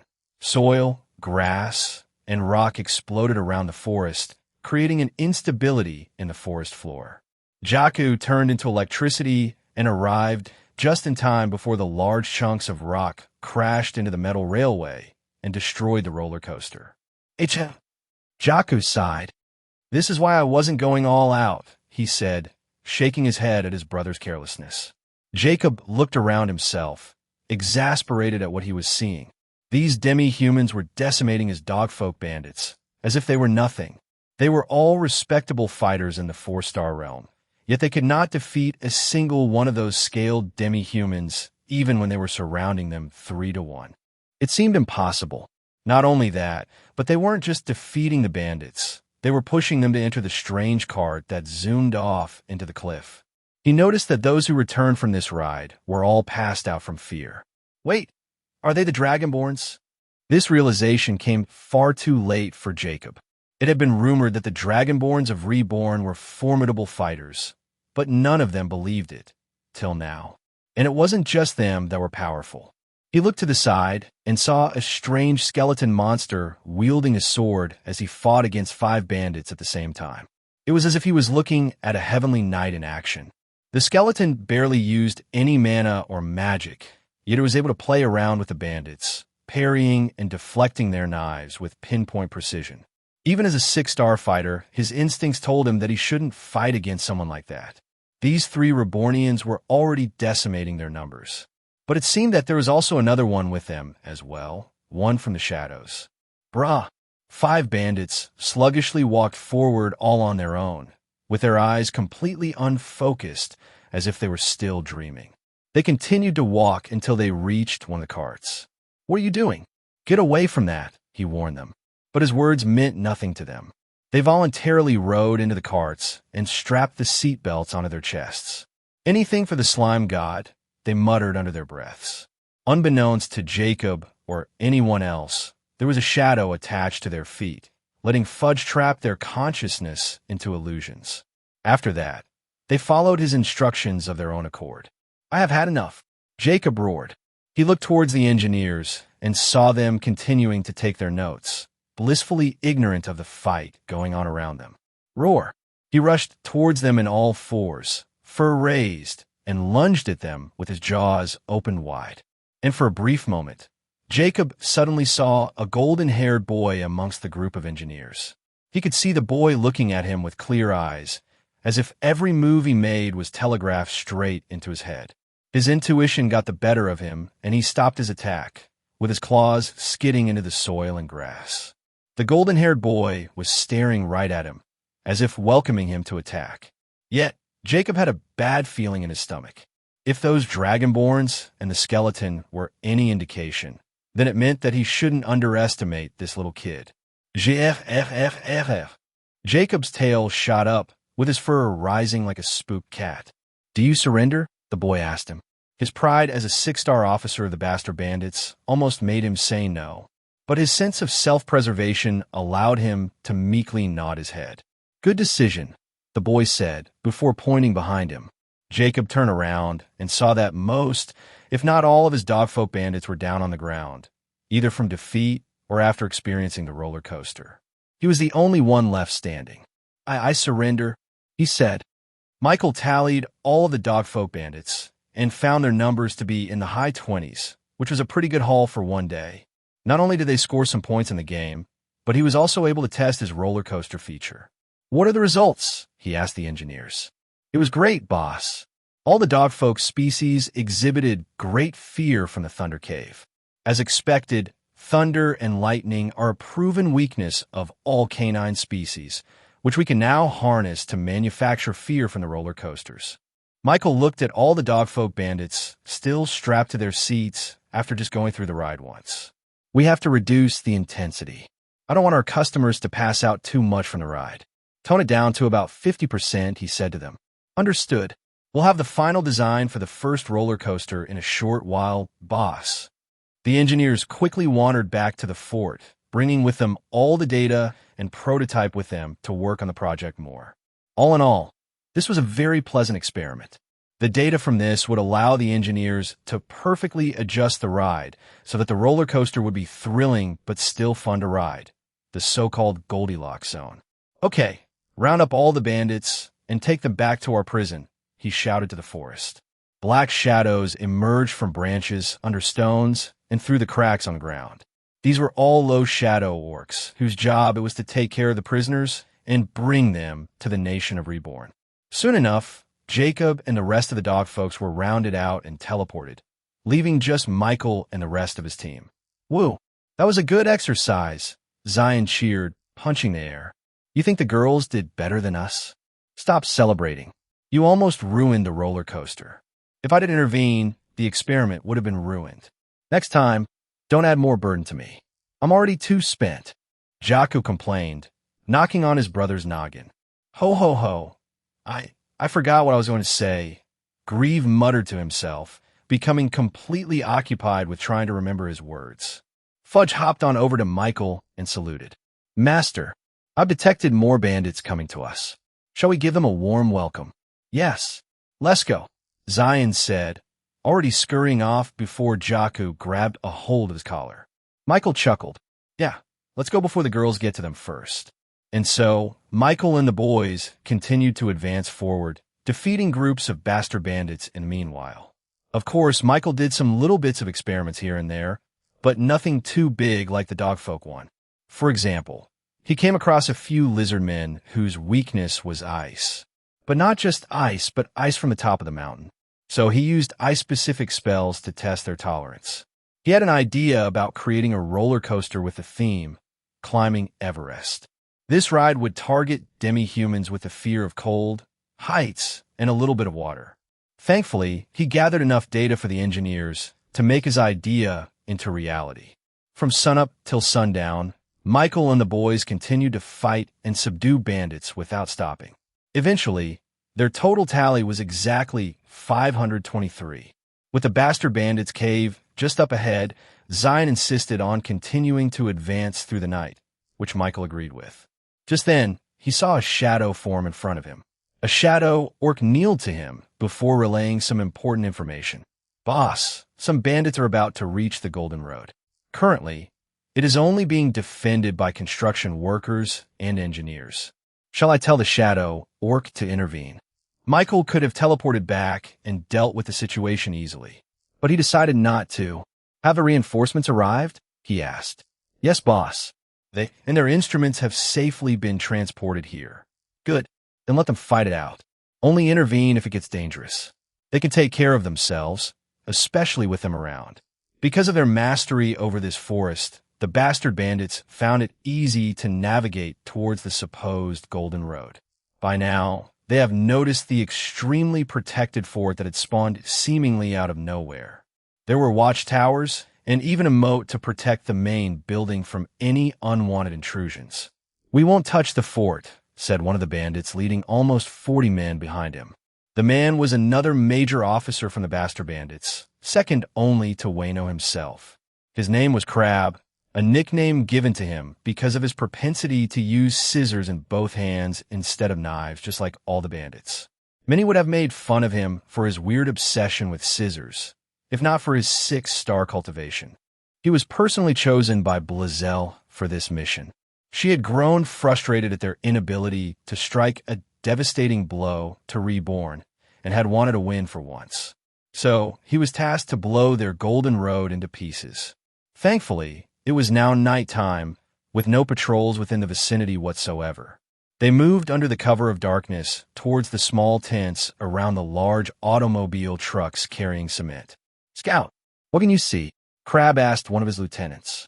The bandit used his 4-star spell, creating magic circles in front of his eyes and allowing him to peer through vast distances as if it was right in front of him. "There's only about 20 or so people inside. No one's wearing any weapon, just some tools. They're civilians, boss." Crab smiled. It looked like he would be able to deliver good news to Blazel, after all. "We'll strike when the moon is obscured by the clouds," he commanded. Just then, one of his men approached him with an anxious thought. "Boss Crab, I have a bad feeling about this. Why are there no guards around here or the fort? It's absolutely empty." Crab waved off the man's concern. "They're all probably inside the fort, secretly watching whoever tries to infiltrate inside. But we won't go anywhere near it. We'll just hit the Golden Road. Do you see anything around the road? It's empty. There's no place for them to hide. I'm sure that there's no one guarding it. And even if there were, they won't be able to see us. This is our forest. We can navigate this place better than them, even if we close our eyes. They won't be able to see us in the darkness." Since he was an officer, his words were final, and the anxious bandit could no longer voice his concerns. So as soon as no light from the moon shined down on them, the 40 bandits moved towards the tents. They made no sound and no trace, owing to their mastery over the forest. They were able to reach their target without anyone noticing. The Rebornians remained inside their tents, partying with music, talking amongst each other, and laughing while drinking beer, completely unaware of the bandits just outside their tent. Crab looked behind him and raised his hand. 3, 2, 1, go, he shouted, raiding the tents with his scissors cutting through the fabric. The rest of the bandits followed suit, barging through the different tents, brandishing their knives. The Rebornians were caught off guard, scrambling out of the tents as soon as they saw Crab and the bandits. But then, they were surprised to find that the bandits had already surrounded them, leaving them no chance for escape. "Snip, snip. Don't worry, we won't hurt you," Crab said, snipping his scissors. "As long as you tell us the recipe for the concrete, then we'll let you go." The Rebornians consisted of engineers, construction workers, and other such civilians. Just as the scouts said, there was no one here who wielded a sharp weapon, just shovels, rulers, and some musical instruments. One of the engineers was none other than Kong, the chief engineer of the Reborn company. He took charge of the situation and handled Crab. "We will do no such thing. That formula is the Reborn company's proprietary secret. We can't give you the recipe, but we can give you cement if you want it." Crab shook his head. "Not enough. We want the money maker. We want to sell our own concrete and get tons and tons of gold. Finally, I can get out of this bastard bandit group." Kong shook his head. "I refuse. And what are you going to do?" Crab ridiculed. "There's no one here to protect you?" "Wrong," Kong asserted. "And we can protect ourselves." "With what? Those shovels? Those guitars and drums?" Crab and the other bandits laughed. Fighting the fearsome bastard bandits with blunt and crude tools was a ridiculous idea, especially since they were already outnumbered, with the bandits doubling their people. "You're going to fight back? Construction workers like you?" Kong nodded. "Yeah, I've never fought in my life before, but I sure can defeat someone like you." Crab frowned, insulted by Kong's confidence. "Destroy them," Crab commanded the bandits. Kong and the other Rebornians picked up their tools, shovels, pencils, and rulers. Surprisingly, Each of these mundane tools glowed with such power and intensity that it illuminated the whole forest under the moonless night sky. "What the?" Crab muttered. "Those look expensive. Get them." The bandits rushed towards the Rebornians, their eyes reflecting the light from the tools. "Clear path," Kong shouted, stomping on the ground. The soil cracked beneath his feet, propagating in a straight line towards the bandits coming straight at him. Rocks and even small trees that was in the way were thrown up in the air as the cracks spread towards them. The bandits activated their own spells, creating magic circles around their knives to block the attack. One bandit directly in the way scoffed before using a single slash to defend against the earth spell coming towards him. He countered it with his own earth spell. A large rock formed at the tip of the bandit's knife and shot towards the propagating cracks. The bandit continued to run, expecting his spell to overpower the cracks. But then, the rock simply disintegrated into a million little pieces before reaching the surprised bandit, throwing him 20 meters up in the air. Other Rebornians casted a similar spell, with each one of them hitting a bandit and launching them above the trees. "What? That's impossible." The Rebornians were able to withstand the first wave of bandits coming their way, even though they were using simple tools not even meant for warfare. That was the power of the mithril artifacts. "Kook, never mind that. We still have a numbers advantage. Surround them," Crab shouted to the bandits. But of course, the bandits were still overall stronger than the Rebornians. Their numbers and their skills in fighting allowed them to overcome the Rebornians' surprisingly strong spells. "You'll pay for this," Crab threatened. Feeling the mounting pressure of multiple bandits coming towards him, he turned back and nodded to the people behind him. These 10 or so Rebornians were not engineers nor construction workers. They were musicians, and so they held their drums, their guitars, and their flutes, singing a merry tune that echoed throughout the forest. The musicians blasted their instruments, making the bandits grab their ears out of surprise. Immediately, the first thought in their minds was that the musicians were trying to alert the guards in the fort through their music. So, this made the bandits try to rush the engineers even more, wanting to finish the fight before reinforcements came. Crab himself decided to move. His scissors glowed with blue light as water manifested around him, creating large crab-like pincers made out of water mana. He rushed towards Kong, the perceived leader of the Rebornian civilians. His water pincers grew ever larger as more water manifested out of the magic circle in his wrists. It looked like it could cut a human in half without a problem. "Cancerous bull rush," Crab shouted, using a 5-star spell. The water pincers rushed towards Kong, intending to sever him in half. Kong's hard hat glowed with a reddish light, signaling his use of the mithril artifact. "Kakaka, that's not going to be enough," Crab warned him. He was surprised that engineers like them could summon such strong magic through their mystical tools, but that still wasn't enough to deal with a 6-star fighter like himself. By Crab's estimation, a simple 5-star spell would be enough to defeat him. His water pincers closed in on Kong. In response, Kong raised his hand and summoned a magic circle. Mana started pouring out of his palms and reaching down into the ground, pulling it up and eventually creating a large structure to defend against the water pincers. "Pincer maneuver!" Crab clamped his pincers onto the earthen wall, expecting it to crumble under his power. But as it clasped onto the wall, Crab felt an insanely strong wall that he could not budge. His water pincers were able to tear through metal itself, yet it was now unable to tear through a simple wall made out of soil. How was this possible? As Crab looked around, he realized that he was not the only one having this problem. The other bandits beside him were getting thrown back as the engineers and construction workers used simple earth spells to defend against their onslaught. 3 yellow Hobmanki used microwave air, creating an intense heat wave towards the bandits coming towards him. "Kook, I can't fight it." For construction workers used concrete mixer, manifesting a huge ball of water and trapping the bandits inside them. The bandits used their own 4-star knife spells to try and get out of this water, to no avail. They ended up experiencing what the construction workers would call a washing machine. These four-star bandits found it almost impossible to counter these non-fighting spells. Somehow, these Rebornian civilians were fighting back, and the bandits found themselves struggling just to defend themselves. How was this possible? Where do you get the power? Crab screamed at Kong. They knew that those mystical tools that they used endowed them with some kind of power. By Crab's estimation, they were able to advance one-star realm higher than their normal cultivation. It was how these two-star civilians were somehow able to defend against the onslaught of their four-star bandits. They achieved a three-star realm whenever their tools glowed a prismatic color.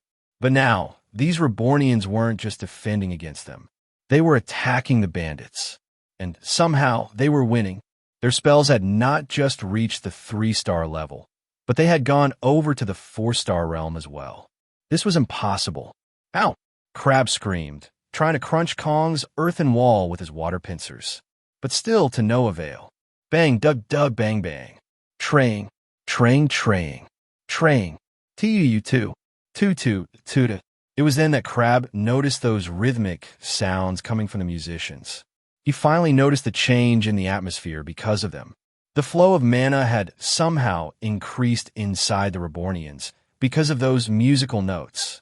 The biggest indicator was the fact that the musicians' instruments were also glowing with the same mystical power as the ones used by the construction workers.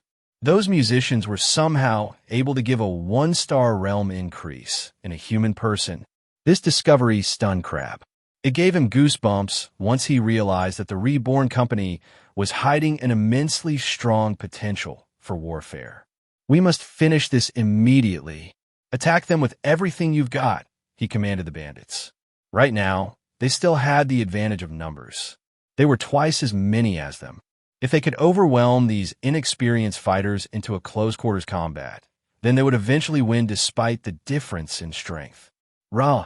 The bandits, realizing that they had severely underestimated these civilians, finally chose to go all out and surround the Rebornians from all sides. Their knives glowed with power, choosing not to defend themselves, but to simply just attack mindlessly. Crab himself opened his water pincers and continued to chip away at Kong's earthen wall. With each snip of his scissors, a small chunk of soil would be pulverized. Finally, Kong felt the pressure. He looked at his other comrades and saw them struggling to keep the rabid bandits at bay. Brothers, consume your chocolates now. Upon his instruction, each Rebornian took out a chocolate pellet from their pockets and swallowed it whole. Immediately, the magic circles they manifested turned brighter. The bandits felt the change, feeling the earth and water spells they used became harder and harder to penetrate. Crab was speechless as he witnessed this change once again. Just when they were making progress, the Rebornians would once again pull out something from their pockets and level the playing field. It was a cheat. But it seemed that it didn't end there. Kong looked back at the musicians. Use your chocolates too, he said to them. Taking a brief break from using their instruments, these musicians swallowed their own chocolate pellets. As soon as they strummed, drummed, or blew their first note, the resulting sound created a strong resonance in the air that seemed to penetrate deep into everyone's soul. Once again, the bandits felt the pressure from these non-fighting spells increase by a large margin, completely trumping their own power by almost two-star realms. Crab was speechless as he saw his fellow bandits being launched into the air by simple, water ball spells. This gave Kong the chance to deliver a counterattack. Concrete planning, he shouted as a magic circle appeared hovering in front of him. Suddenly, the large collection of liquid cement rose up from the cement mixers like a tsunami. Cement almost covered the whole skyline. This was the combined power of a mithril artifact, sugar rush, and musicians. Kong struggled with the power, but he successfully brought down this wave of cement down into the ground, swallowing every bandit it touched. They were helpless as their lower body got submerged into thick, viscous liquid cement that quickly hardened into rock once the engineers and the construction workers used their spells to fasten the process. The only one still fighting was Crab, who used his 6-star water pincer spell to cut any cement that came his way. But unfortunately for him, he was the only one left from the bandits.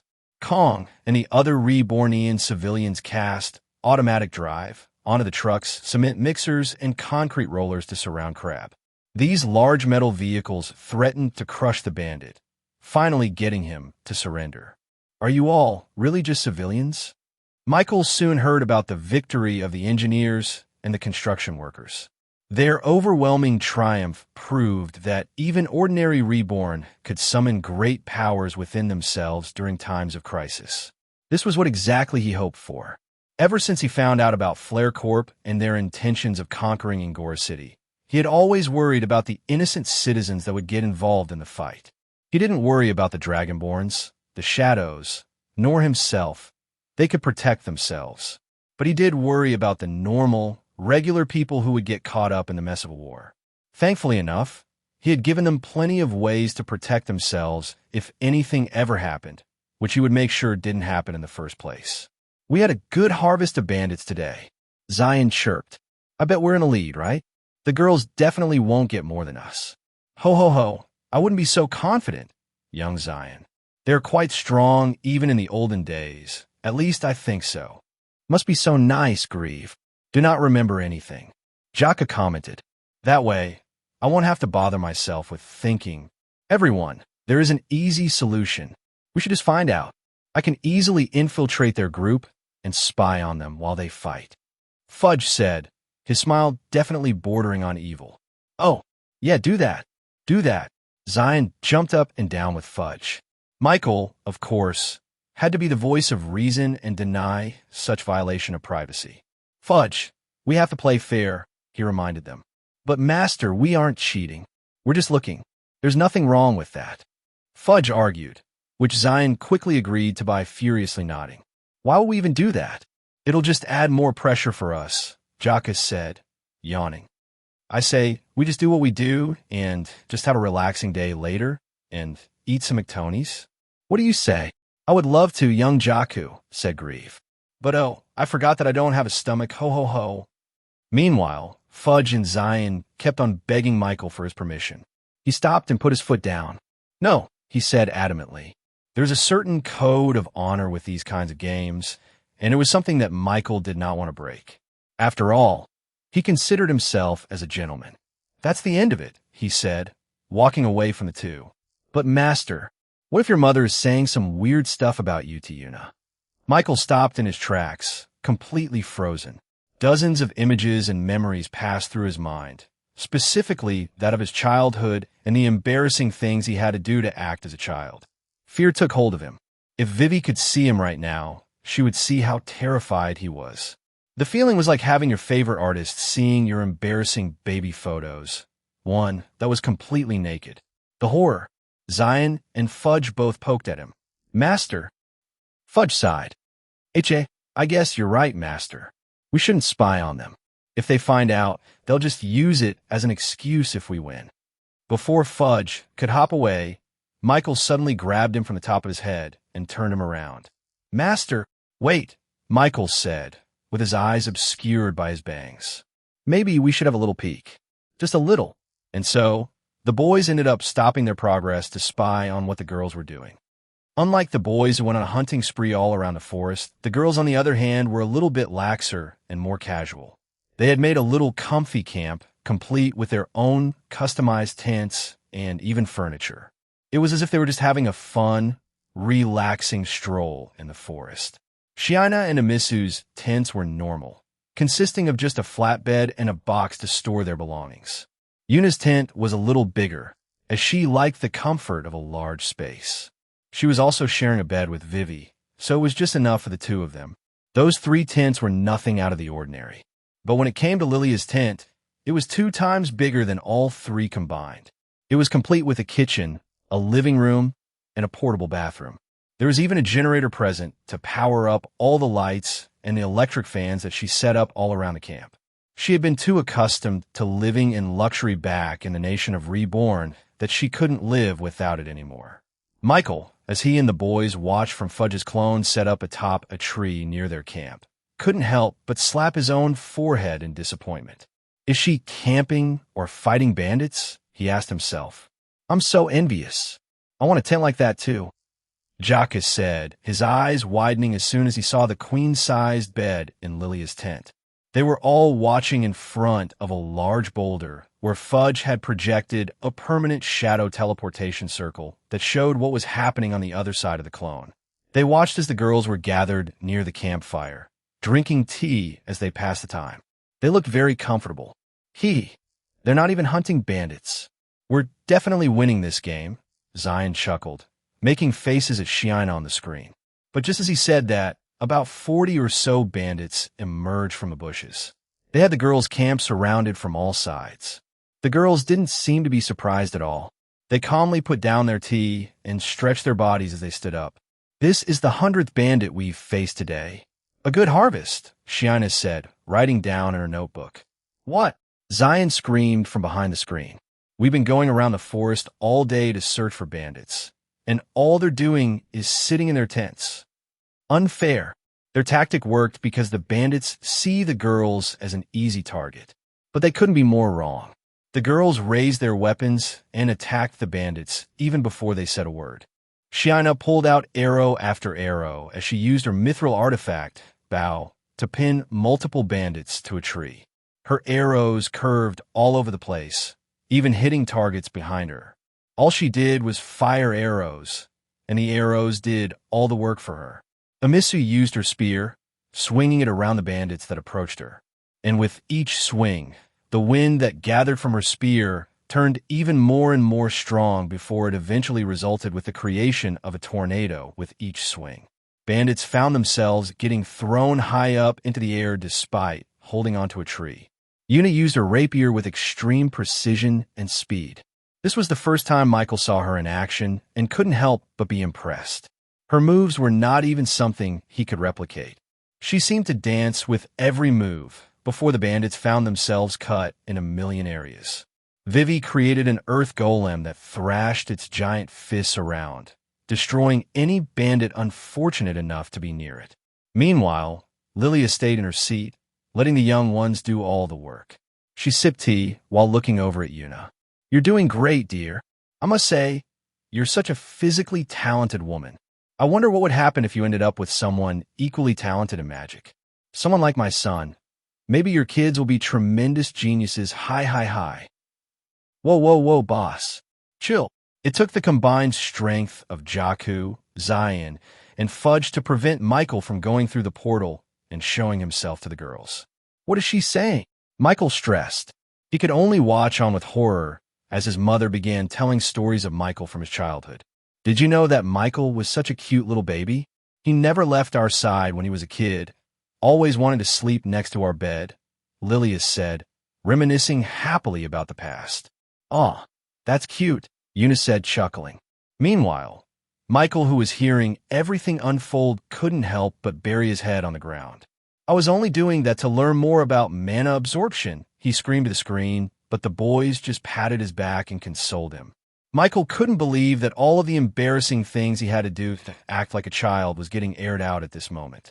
It must be mentioned they were all currently embroiled in a battle against the bastard bandits. Yet, Lilia still couldn't stop gushing about him.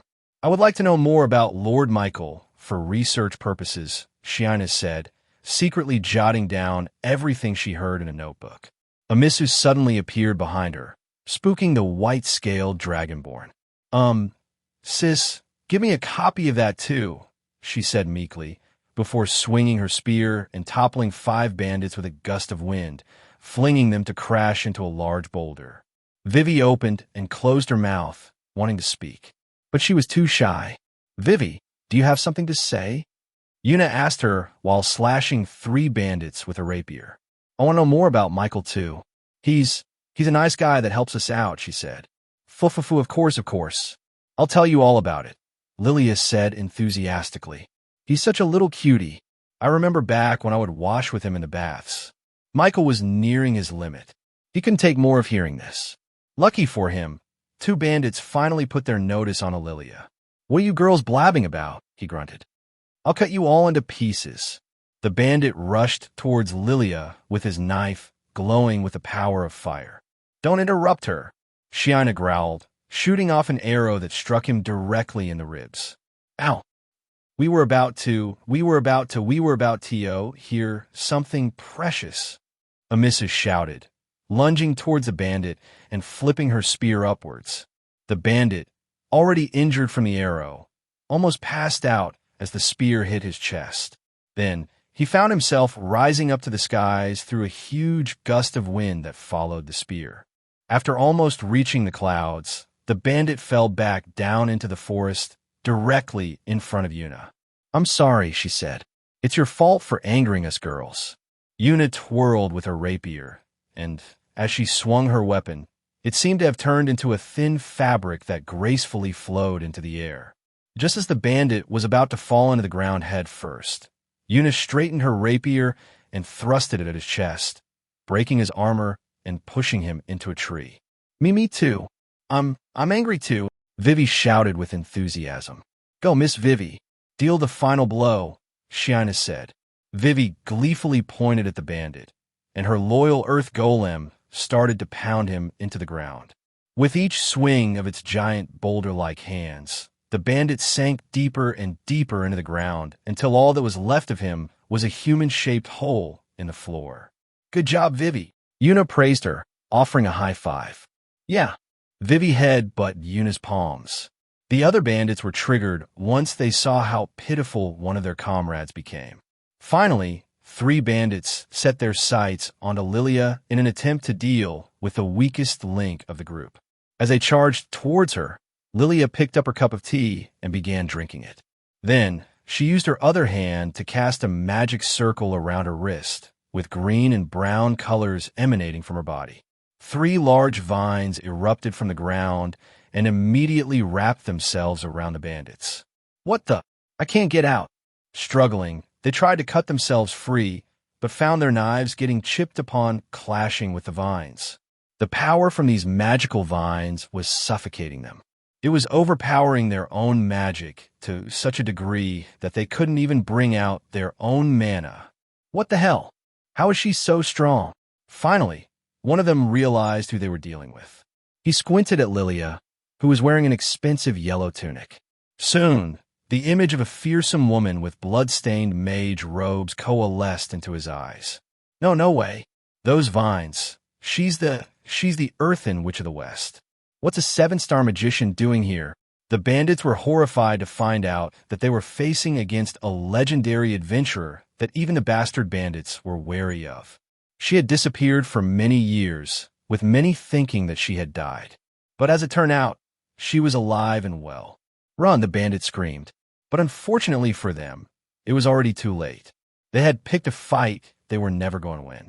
Shiana took out 5 arrows from her quiver and loaded it all on her bow. And with a single shot, she released 10 copied arrows imbued with magic towards the fleeing bandits. It struck them directly in the back, pinning them to a tree. Amisu thrusted her spear with a large gust of air emanating from the tip. It displaced everything it touched, trees, boulders, and bandits alike. They felt themselves getting blown away by a massive tornado before crashing back down on the ground, unconscious. Yuna turned into a blur as she rushed through a line of bandits fleeing. By the time she reappeared in front of them, their bodies had already been inundated with 1,000 cuts. Vivi's golem destroyed everything around her, trapping bandits in a quagmire that slowly swallowed them deeper. Meanwhile, Lilia's vines continued to sprout all over the forest floor, dragging horrified bandits by their ankles and bringing them back to the camp. "Nice! That's 100 more bandits to our tally. By my estimation, that takes us into the lead against the boys," Shiana said, ticking off the box in her notes. "Girls, if we win, I'll get Michael to show you all how cute he is when you pinch his cheeks," Lilia said. "Yes, I want to see that," Shiana said, furiously writing in her notebook. "Me too," Umissa muttered. "Heh. Maybe I can consume the embarrassment emotion for Michael too," Vivi said. "I wonder how he'll look fufufu." Yuna chuckled. "We'll make sure that he won't get away from this," Lilia added. "Shiana dear, have the boys do all the work in the Reborn company so that we can have him for ourselves for 1 week." "Agreed," they all chanted. Meanwhile, Michael was in despair as he heard what they were planning. The worst part was that they were in the lead, meaning they would likely win. Guys, we have to hunt more bandits. Now. Meanwhile, back in the bastard bandit's cave, an anxious bandit slowly entered Blazel's room. Tell me you have good news, she said, threatening him. Have we destroyed their golden road? Gulp. Finally, the bandit was able to gather up some courage. No, miss. What was that? No, we were not able to do that. Blazel got up from her throne made out of igneous rocks, still glowing with magma. We sent out half of our remaining forces. What do you mean they failed? The bandit had no answer for that. Even he didn't know the full details. The only thing he knew was that the bandits who went on a mission never returned, just like all the bandits who attacked Reborn. They just mysteriously disappear. How are they doing this? The weakest bandits on our roster are 4-star fighters. How are they winning against us? Blazel's hair was disheveled, and her Flare Corp uniform was in complete disarray. She seemed to have aged at least 10 years after all the stress from dealing with the Reborn company. She couldn't seem to win at least once against them. What about the tunnels? Why are they not utilizing it to its full extent? With those tunnels, you can get inside their base without problem. The bandit bit his nails. That's the thing, boss. The fairies, they're no longer helping us. What? The fairies constructed those underground tunnels in the first place. They had been creating these portal tunnels that helped the bastard bandits go anywhere they wanted in the forest. But ever since the Reborn company arrived, the bandits could no longer access these portals. Damn it, Blazel cursed. Her anger was flaring up into real fire, with her diva almost manifesting behind her. She had to calm herself down. Relax, she told herself. At least now, I don't have to rely on these second-rate bandits. Footsteps rang out inside the cave as an entire battalion of soldiers, all wearing orange armor, came trotting inside Blazel's room. These were her personal escorts, warriors that had been trained by Flare Corp to protect and serve all of her needs. These were top-notch soldiers, unlike the bandits. Their cultivation was at least in the 5-star realm. We apologize for the delay, the battalion commander said, kneeling to Blazel. We had some difficulties navigating this terrain, but we are now here ready to serve you. The soldiers all stomped their feet on the ground at the exact same time, intimidating Wayno and the rest of the bandits. I need some of you to go out into the forest and search for the fairies. I want to know the reason why they aren't helping us. The battalion commander bowed, before pointing at 10 men and commanding them to move out. You go. Make Flare Corps proud. After seeing what the girls were up to, Michael and the boys were even more motivated to win. Michael didn't want to become the plaything of the girls. Zion didn't want to lose against Shiina. Jacket didn't want to get forced to work for a whole week. Fudge didn't really care if they won or lost, but was loyal to Michael, so he also wanted to win. Grieve was just going along for the ride. Let's hunt some more bandits. Michael cheered out. But just before they moved, Michael saw the appearance of a shadow orc, who kneeled to him as he reported the latest news. Boss Michael, I have come to inform you that Blazel has sent some of her personal forces to infiltrate the fairies' hideout. The shadows of Reborn had many spies hidden on the outskirts of the bastard bandits' base. And because of the animosity between the bandits and the newly arrived Flare Corps battalion, there was a lot of gossip and conversations regarding their mission. It wasn't long before they found out what this 10-man group was tasked to do. I'm not worried about the fairies, he said. After all, nobody had ever found the fairies' hideout except for him. Not only that, but the fairies in that village had all immigrated to the nation of Reborn, meaning that they would no longer find anyone left inside the village. Except for one, Virian, Vivi's mother, and whom Michael guessed to be the Pixie Queen. The Pixie Queen was supposed to be the strongest out of all fairies, an equivalent in power to that of the Ocean King and the Draconic Queen. But even so, Michael didn't want to leave her alone to fend for herself. It was because of him that there were no more fairies left in their village to help. I'll check in with her, see if she needs any help, he said to the orc. Oh, but what about us? Zion said, kicking the stone on the ground, disappointed. You guys have to continue your hunt for bandits, he said to them. We can't lose to the girls under any circumstance. He shuddered at the thought of his mother getting a 1-week pass to make him fulfill all her wishes. And at this point, it wasn't just his mother he was worried about, but all of them. I'll deal with the 10-man group for Virion, and I'll catch up with you guys later. He had his shadow clones attached to them anyway, so he could arrive next to them in an instant if he needed to. All right, take care, boss. We'll get back the lead for you, Zion said, punching the air. Master, I'll collect more bandits, don't you worry, Fudge said, though Michael wondered if he was doing it for the team or for himself. I'll try not to fall asleep, boss, said Jakku. Ho ho ho, I will not try to remember what I don't remember. I think, ho ho ho. Grieve laughed, with his jaws cackling through the forest. Michael had a trust that they would beat the girls all by themselves. But of course, he was still worried, so he wanted to deal with this problem quickly. Chat JK4, activate the pocket dimension key, please. Certainly, Michael. A magic circle appeared around his wrist, and with a simple twist of a hand, a satisfying click resounded throughout the forest before Michael found himself transported into the land of the fairies. Just like before, the entire skyline was dark, and the only source of light was the illuminating trees and tentacle vines in the ground. Chat JK4 helped him navigate his way back to the fairy village easily. In the middle of a clearing, he saw a land filled with giant mushrooms made to look like houses. Beside this village, he saw the Mushroom King laying down with a sad look on its face. It looked like an abandoned dog whose owner had gone off to college. And once it saw Michael's face, it suddenly jumped up and ran towards him with a big smile on its face. Whoa, big guy. The Mushroom King hugged him tightly, giggling to itself. You had a change of heart, huh? As he recalled, the Mushroom King wasn't entirely welcoming of his presence, but it seemed that loneliness had softened its heart. Hey, is Virion here? He asked. The Mushroom King nodded, before using its mushroom cap arms to point at the lowest house in the middle of the village. The door was still closed, meaning that she was still busy engaged in her books. Chat JK4, can you create a spell that will temporarily make me as small as a fairy? Understood, Michael. Synthesizing a new spell, a new magic theory washed over his head, giving him the exact mana ratio needed to create the reduce spell, which could reduce his size to be as small as a mouse.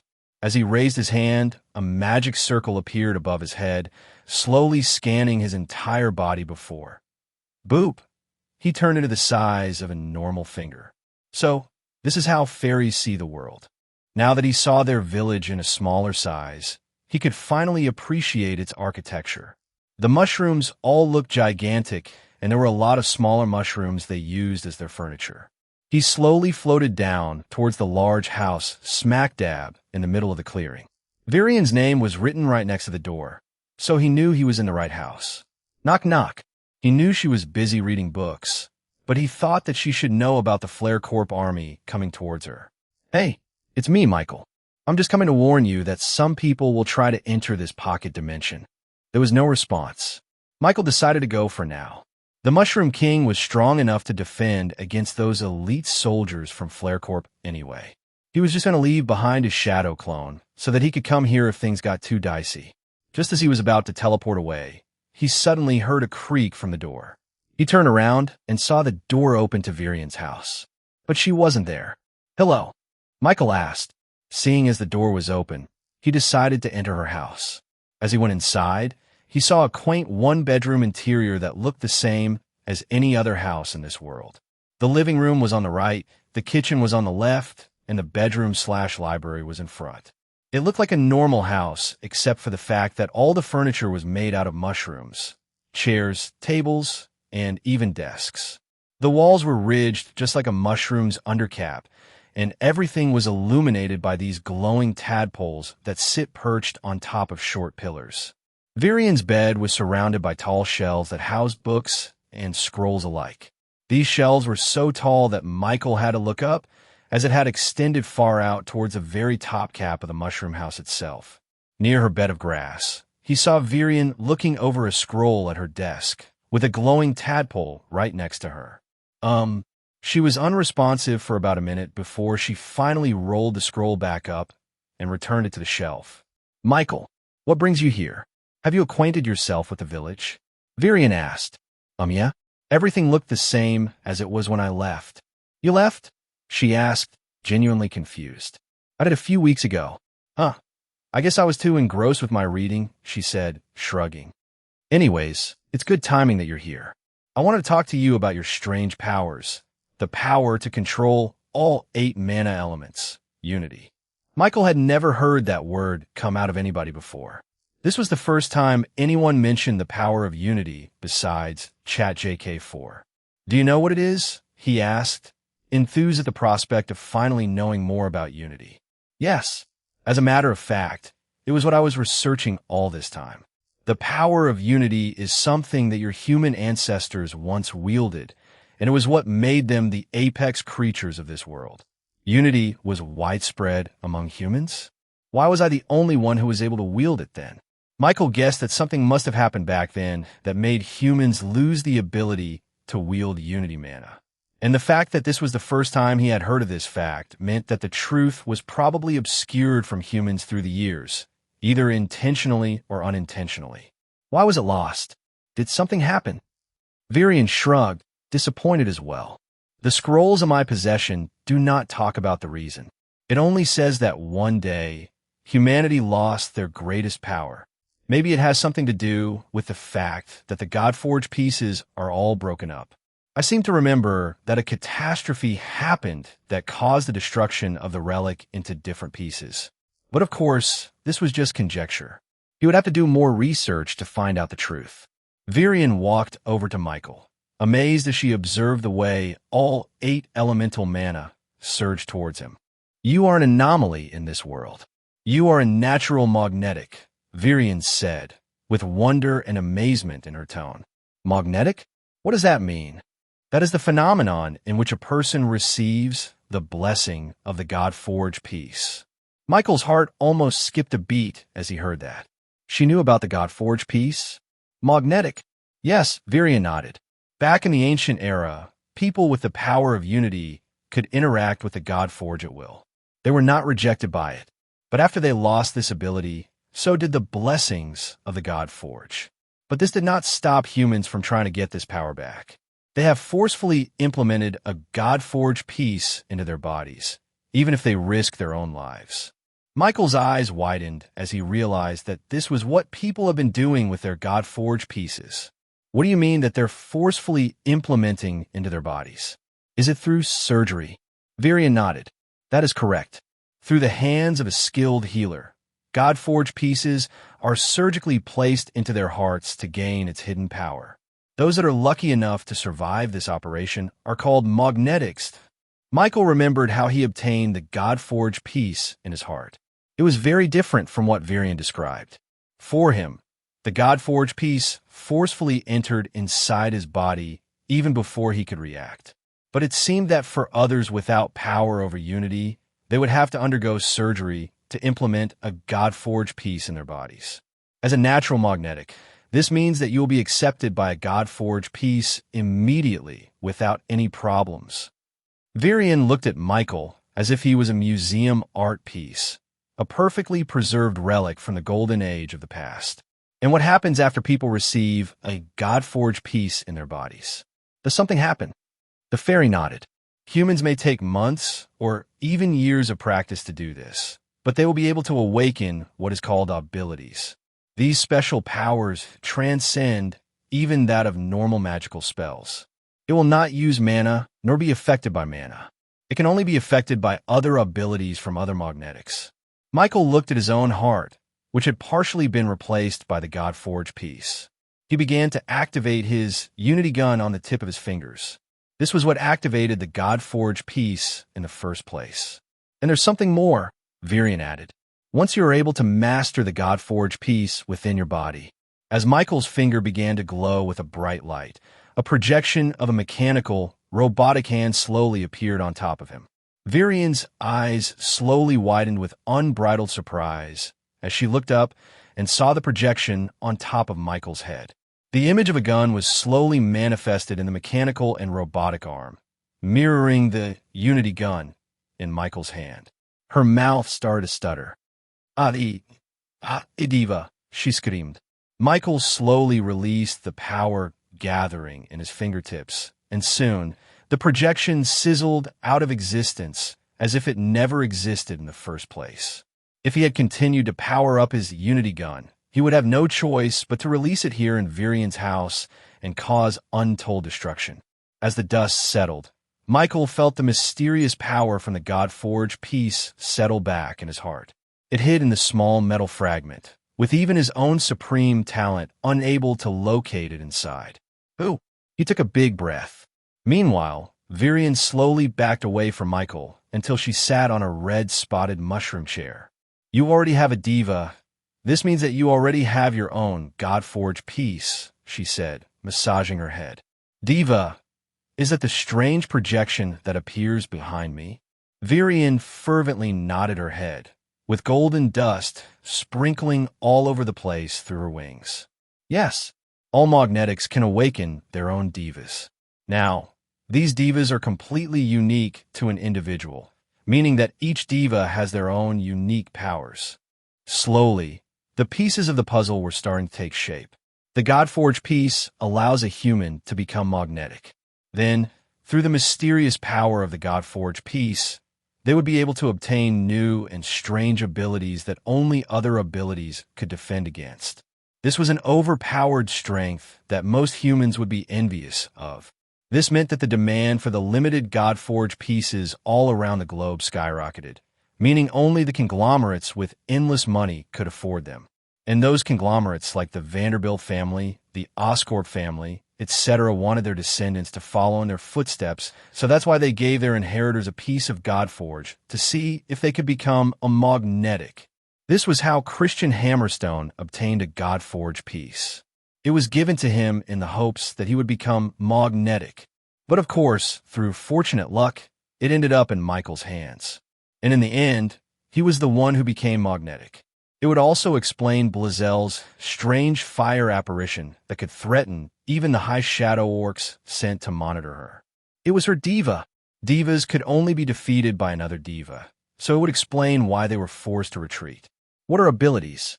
What kind of power are they made out of? What are the different kinds of divas?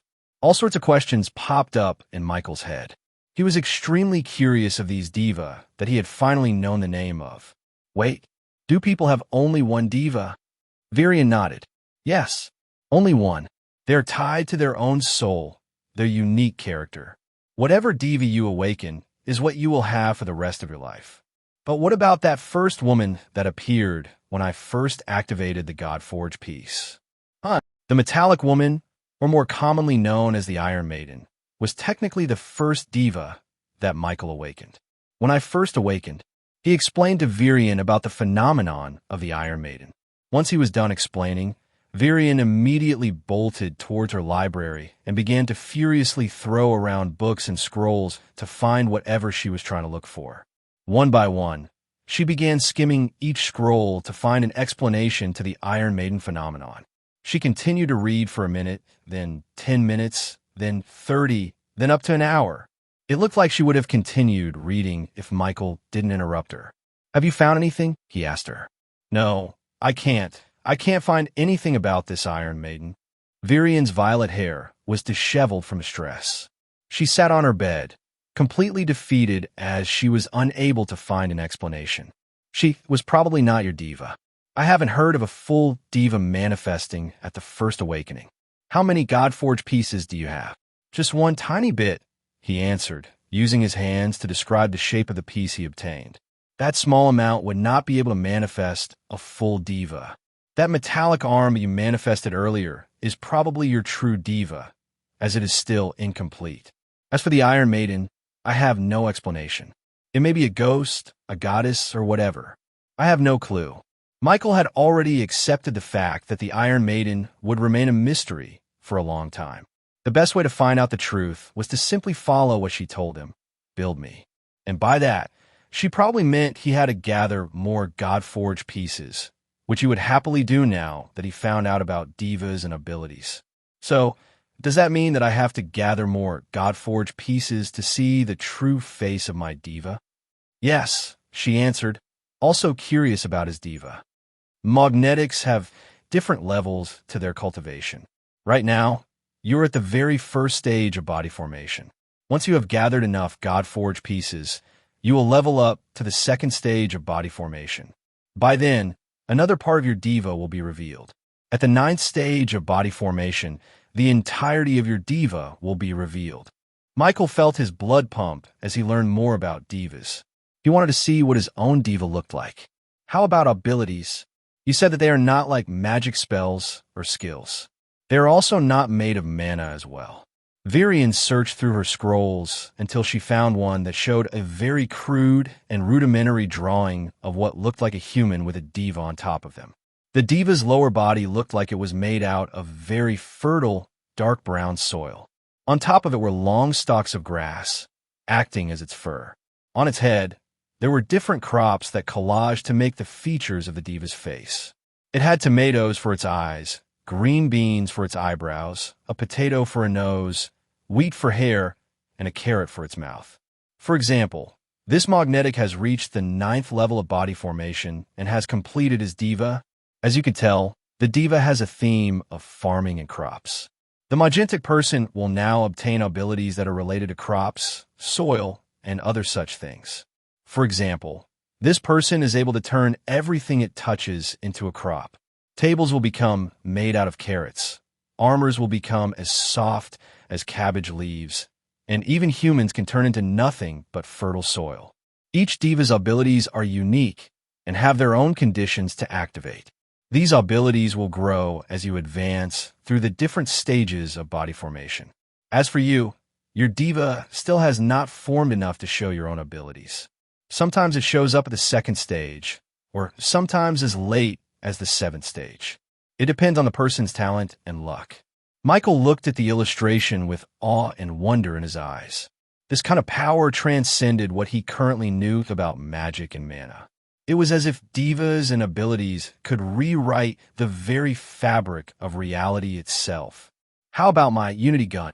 Is that considered an ability? He said, doing the gesture for a finger gun. Virian looked through her scrolls again for a second, before shaking her head. I don't know. I had never seen a natural magnetic before. Usually, there is another requirement for a magnetic to manifest their diva. They need a mithril relic. Even if a magnetic have already advanced through the stages of body formation, even if they have discovered their abilities, as long as they do not have a mithril relic equipped, then they would not be able to call upon their diva. Mithril relics are crucial for magnetics. It is the weapon in which their divas are able to manifest their power. The fact that you are able to manifest your diva without a mithril relic in hand is because you are a natural magnetic. Michael was able to manifest his diva for a brief second as he activated his Unity Gun. I think it's because Unity Gun is a spell that uses the Unity mana. My mastery over all 8 elements is what makes me a natural magnetic in the first place. There was a correlation there, but not enough evidence for Michael to conclude. So, does that mean that I don't have to get my own mithril relic? He asked. Even if you can manifest your diva without one, you still need one. The humans of the ancient era were natural magnetics like you, but they still use a mithril relic to manifest their diva. It is said to help you connect more with the diva and be able to manifest its true power. Michael nodded, making a mental note for himself to finally get himself a mithril artifact. So, all I need is a mithril relic? He asked. Yes, it is imperative. Of course, finding one for yourself is already hard enough. Those humans have already hoarded all the good ones left behind by the ancient era. But fear not. There are always pocket dimensions, buried graveyards, and discoveries that turn up every day. If you're lucky, you may find one there. Virian began sorting through her books and presenting it to Michael. This is where you'll likely find a mithril relic. Michael was thankful for her help, but he didn't need it. It's fine, he said to her. I can obtain one for myself. Virian raised her eyebrows. Oh, you already have one. Michael swayed his head left and right. Not exactly. I mean, I can make one for myself if needed. The old fairy shook her head, confused. What are you saying? I know how to make a mithril artifact from scratch. Virian froze, with even the golden dust flowing off of her wings seemingly stopping in time. What? Yeah. A mithril relic is just a mithril artifact that is worn down by time, right? I can make one from scratch. Shock would be an understatement to describe what Virian was feeling right now. After all, the method to create a mithril artifact was thought to have been lost in time, as well as the ability to wield the Unity mana. That was why humans have scoured the earth for the mithril artifacts that remain from the ancient era. But because thousands of years had passed, those mithril artifacts had now been degraded to such a degree where it is only a fraction of what they were before. Some had even been broken off into just pieces and fragments. Those degraded weapons were called mithril relics. But now, Michael just revealed to her that he knew how to make the original mithril artifact. Artifact, not relic. But how? Are you sure you're not from the ancient era? You're already a natural magnetic, but now you're also a blacksmith that can create mithril artifacts. This is absurd. Michael shrugged. Yeah, I figured out how to create one after I touched the giant God-forged piece that the dwarves have in their possession. Virian's jaws were on the floor. She almost fainted. I don't know how to feel anymore. When Michael arrived in their village, Virian just thought that he was some kind of human genius that was very adept in magic and spells. So much so that he was able to find a way into their pocket dimension. But then, he showed the power of unity in the diva. Then, she thought he was a freak genius who somehow awakened the forgotten power of the humans in the ancient era. But then, he just revealed that not only could he create mithril artifacts thought to have been lost in time, but he was also acquainted enough with the infamously isolated dwarves that he was led into their greatest treasure of the giant God-forged piece. It felt like all the luck and the strings of fate were intertwined in one person. She couldn't believe it. It was only now that she realized it. He was special. Real special. Okay, deep breaths, Virian, she said, trying to recenter herself. After hearing about what Michael was capable of, Virian would no longer be surprised by anything. The only other way she would be surprised was if he revealed that he was an envoy of the goddess or something. Either way, you need your own mithril artifact, she said, showing the illustration of the diva again, this time pointing towards the sword on the human magnetic's hand. But that is not the end of what is required. Magnetics use something called a spirit of old, or also known as the oil of old, and add it to their mithril relic for it to truly be a weapon worthy of a diva. Michael scoured his memory, and even ChatJK4's databanks, but found nothing about that specific type of oil. Do I just apply that oil to the mithril relic as is? Or is there a special ritual? Where can I find it? Virian pursed her lips and shook her head. Unfortunately, that is all that I know. Our scrolls only speak about how this oil is crucial to be able to contain the power of a diva. Without it, mithril relics could shatter upon activation. Finding it is easy, but getting it is extremely hard. It is located in the very depths of the sea, at the very heart of Atlantis. Only the Ocean King can permit the trade of the spirit of old. As you can guess, the demand for this oil is large, but the supply is very limited. Because of that, just one drop of this spirit of old can cost about 1 billion gold coins. It is not something that normal people can purchase, and is only reserved for those human conglomerates with endless money. Virian looked at Michael, thinking that he would be disappointed at such a steep price. But instead, he was nodding satisfactorily. At least, I'll be able to spend my money now, he thought to himself. That was his problem. He had too much money and not enough things to buy. Michael absorbed all of this new information and felt the excitement of discovery fueling his veins. And if ChatJK4 had a body, he was sure that it would froth at the mouth at the chance of analyzing and discovering this new type of power called abilities. It would be for the betterment of everyone if you increased the God-forged pieces in your possession, ChatJK4 said. You and me both, buddy. But of course, the only source of God-forged pieces that he could get were all in the hands of conglomerates and trillionaires. He wasn't even sure if there were any God-forged pieces left. Maybe everything had been used by people to become magnetics. Boom, boom. It was at that moment that 2 large explosions shook the entire lands of the fairy's pocket dimension. Michael closed his eyes and focused on the shadow clone he left outside and saw the appearance of 10 orange-armored men setting the entire forest ablaze. Virian immediately floated outside of her house. The permanent dark skies of the pocket dimension were starting to lighten up. The illuminating trees and tentacle grass were cracking into pieces, letting out a bright white light. The entire pocket dimension was losing its stability. Who was doing this? Virion shouted in anger. Even the Mushroom King stomped his trunk-like feet on the ground, releasing some of its spores to try and repair the damage dealt in the forest. Where's Vivi? Where's everyone? Virion looked everywhere, but the entire village was like a ghost town. She was the only one left inside. I can explain, he said to her. He briefly talked about his deal with Vivi and the roller coasters, as well as the Flare Corp 10-man army that was coming over to speak with the fairies. That damn child, Virion cursed. She just does whatever she wants without thinking about our entire race as a whole. A magic circle flowed from Michael's feet up to his head as he slowly grew back to normal size. Don't worry. That's why I'm here. I'll deal with those guys for you, he said to her. The Mushroom King walked up next to him and puffed out 2 big breaths. It seemed eager and ready to fight against those humans. Thanks, buddy, but I can handle this myself. You just stay here and protect this village, okay? It nodded its head and immediately stood its ground just outside the village.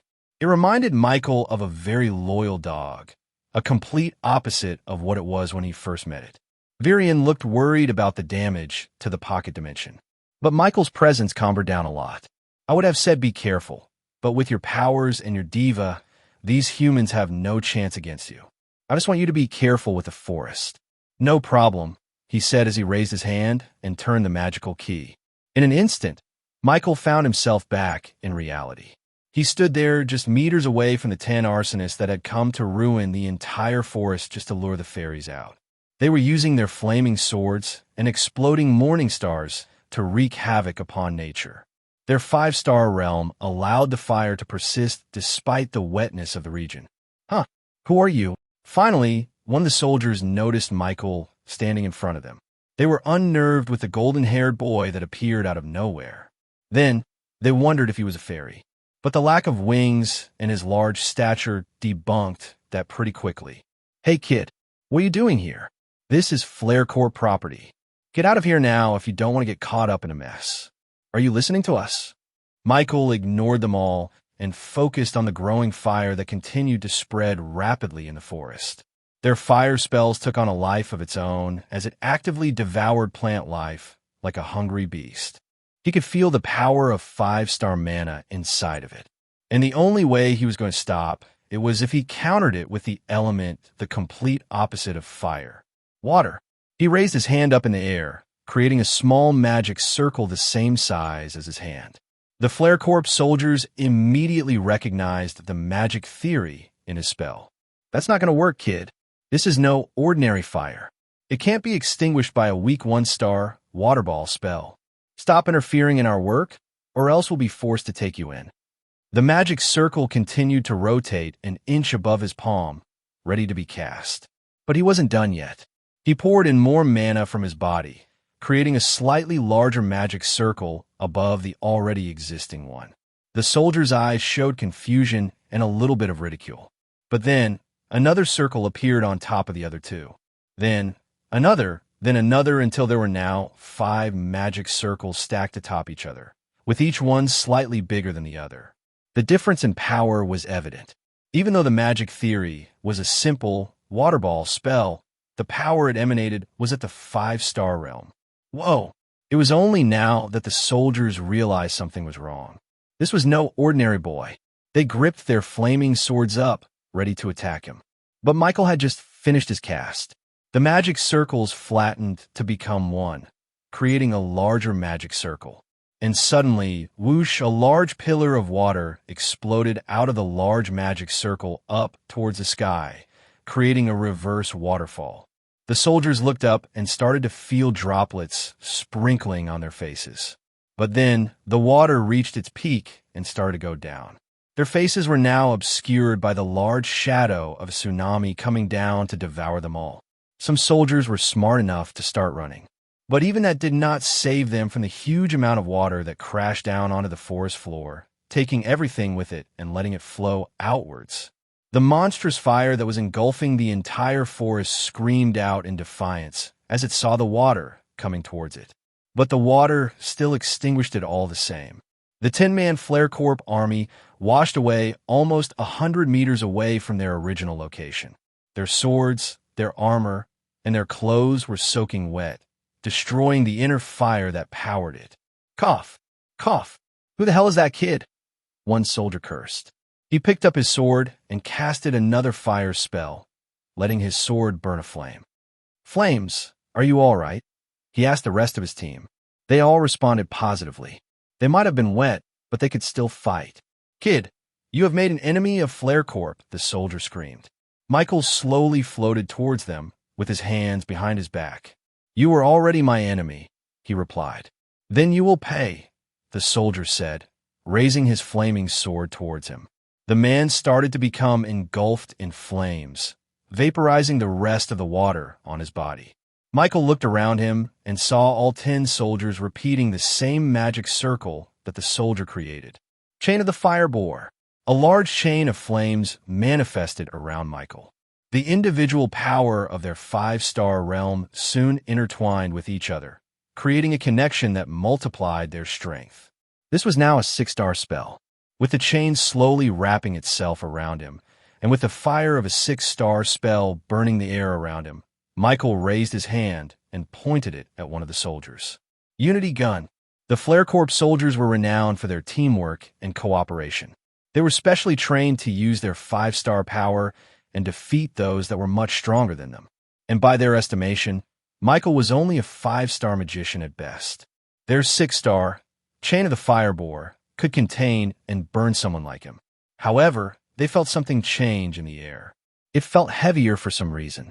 Their eyes eventually moved towards Michael's hand, where his pointer finger glowed a bright white light as the power of unity gathered inside it. Above him, the apparition of the robotic, mechanical arm slowly appeared holding a silver deagle in its hand. The entire 10-man army of Flare Corp soldiers were stunned upon seeing this. The apparition was so unexpected that most of them ended up losing focus and breaking concentration on the 6-star spell. The fire chains broke off with sparks flickering and spreading in the air. Eventually, the fire lost its power and turned into nothingness, leaving Michael free. A diva! They had come from the main Flare Corp army.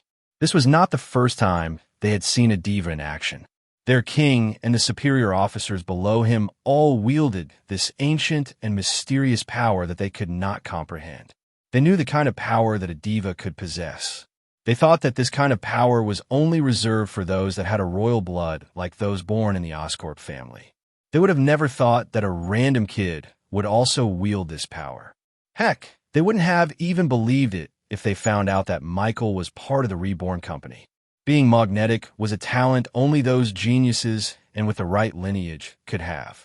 Michael raised his unity gun and pointed it at one of the soldiers. Tell me more about divas. Who is one in the Flare Corp army? He asked them plainly. The soldier flinched as they felt the full brunt of the diva's right hand pointed right towards him. Even if he didn't know what kind of metal contraption was in its hand, he knew that it held untold power. But despite the threat on his life, the soldier kept his mouth shut. Soldiers, attack him at once, he shouted. The orange-armored men moved at the same time, raising their swords as it blazed with the power of fire mana. 3 soldiers thrusted their swords, creating a 5-star powered flaming bird at the tip of their blade. These 3 animals shot straight towards Michael, hoping to interrupt him from attacking. Michael shook his head. I just wanted a simple answer. And with the flick of the trigger, he shot a minimum-powered unity gun towards the soldier he questioned. The beam of light almost instantaneously pierced through the soldier's orange chest plate and through the other side. The man fell to the floor, in pain, but otherwise in good health. The beam had cauterized the wound as it entered his body, making sure that he would not bleed out to death from the shot. Still, the man was in too much pain to continue fighting. He laid there, squirming, leaving only 9 other soldiers left for Michael to deal with.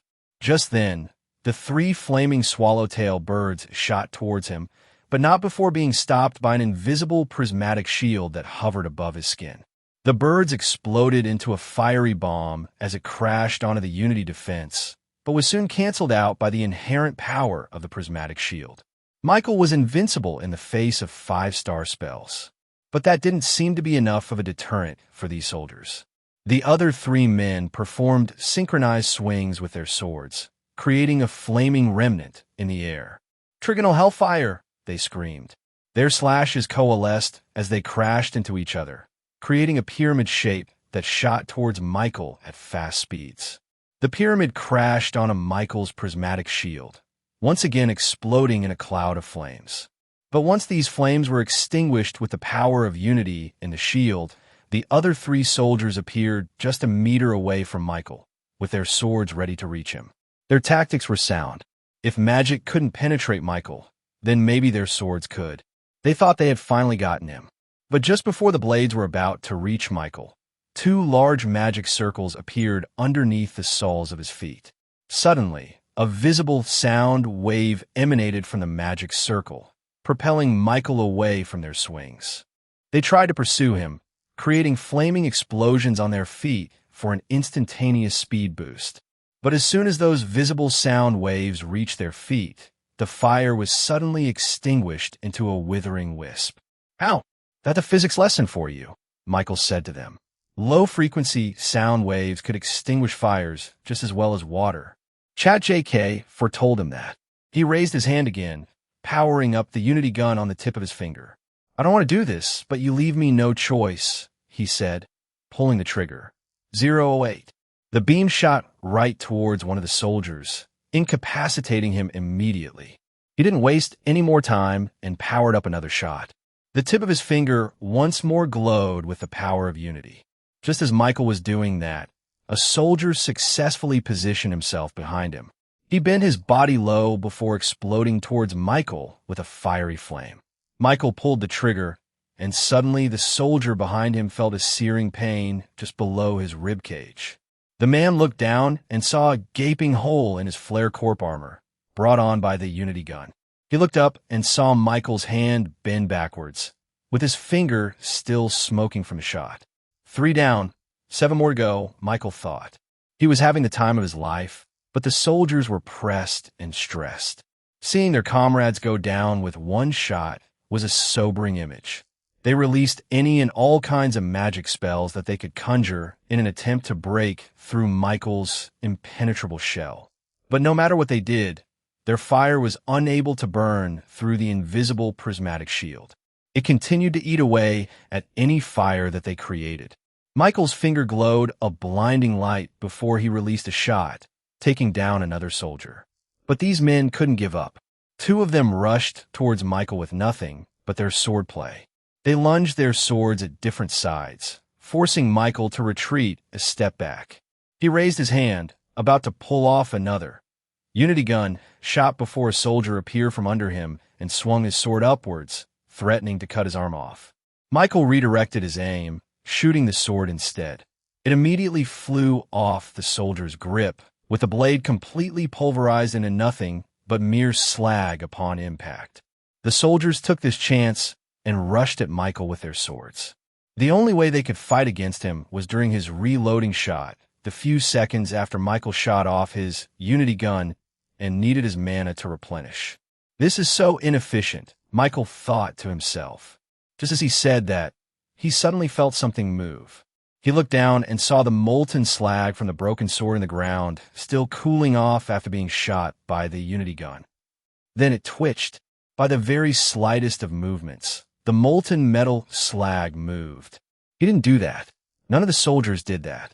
Michael felt entwined with the molten slag. He felt a hidden connection with it, something that didn't seem to be entirely physical. There wasn't even a string of mana that controlled it. It was something else. Just a little more, he thought to himself. With just a little bit more effort, he felt like he could control the metal slag telekinetically without the use of his mana. Unfortunately, the 6 remaining soldiers did not let him take his eyes off the battlefield for even a second. 3 soldiers came at him from all sides, performing their Flare Corp-specific swordplay that focused on power and explosiveness. Their swings were wide, and their powers were enough to leave a large gash on the ground, even without contact. Michael raised his hand, creating a magic circle underneath his feet. Just before the moment the swords were about to hit him, lightning struck the earth from high up to the heavens. The explosion sent the 3 soldiers flying outwards. They crashed onto the trees, with their skins still smoking and feeling bare from the electricity that surged through their bodies. When they tried to recover, their muscles refused to move, with Michael's spell leaving them paralyzed for a few seconds. A blinding light appeared in Michael's finger as he shot another soldier in his stomach, leaving only 5 enemies left. And before he could celebrate, the other 3 soldiers ran outwards toward the tree, using their momentum to climb up towards its branches before diving down towards Michael. Magic circles appeared on their bodies, enhancing their physical capabilities to its maximum. Fire surrounded their whole bodies, with the wind suddenly picking up and creating miniature fire tornadoes on their bodies. This was a very smart play by the soldiers. If Michael used water to put out the fire, then the wind from the tornado would repel the water and empower the fire. If Michael used earth to put out the tornado, then the fire would scorch the element, turning it into ashes. For a normal magician, this would be a bad matchup. But of course, Michael was no ordinary magician. Michael raised his hand, creating a magic circle above his palms. As a mana flowed outwards, a violet sludge with the same consistency as slime burst forth. Just as the 3 fire tornadoes converged at his location, Michael flung the violet sludge around him, creating a protective sphere. As the fire and air clashed with this violet liquid, its intensity began to wither off. The flames began to die down, eventually turning into nothing but a whispering flame. The tornado lost its power, reduced to a mere gentle breeze. The 3 soldiers were caught stunned as they landed next to Michael, completely vulnerable. They didn't understand what happened. The truth was that Michael used a very complicated 5-star poison spell called Withering Elements. After all, the poison element wasn't just a simple poison that humans were familiar with. It was the concept of decay, degradation, and rotting. That was how the fire and air elements lost their power. Michael raised his hand, unity gun, loaded, and fired at another soldier, reducing their numbers to just 4 remaining. The soldiers forced themselves up, with their bodies exhausted and almost running out of mana. They didn't know how Michael continued to cast spell after spell without getting tired. In their last-ditch effort, they rushed all together, creating another combination spell. Eternal Cross of the Flame, they shouted. The soldiers began to perform their sword stances as they slowly rotated around Michael. They swung their swords and lunged, dragging their feet to create a specific indentation in the ground. As they created a circle, a large fire erupted underneath their feet, creating a wall of flame that trapped Michael inside. Suddenly, these soldiers disappeared within the wall of fire, becoming nothing but meteor-like flames that swam across the entrapment. One of the meteors shot towards Michael, and once he looked closely, he saw the figure of a blade at the tip of the meteor, intending to skewer him upon impact. But of course, a prismatic shield appeared above Michael's skin and deflected the flaming meteor. Unfortunately, it simply returned back into the wall of flames, replenishing the fire that it lost upon impact. Then, another meteor crashed towards Michael, before another, then another, then another. These 4 meteors were relentless in their pursuit to break through Michael's unity defense. Unfortunately for them, it stood tall with no sign of cracking. Michael powered up another unity gun in his finger, raising it up and aiming it at the blazing meteors that crashed towards him. Their movements were erratic, making it hard for him to focus on aiming. Thankfully, he had ChatJK4 by his side. I have uploaded an automatic homing system in your visual cortex. Just then, Michael saw a game-like interface appear in his vision, where a crosshair appeared in a specific area where the meteor would be in a few seconds. He aimed, waiting for the right timing before triggering the shot. At the exact same moment that the beam left his finger, Michael felt a subconscious urge in his mind. It was one of those thoughts that were instantaneous and didn't really have an exact sentence that popped up into his head.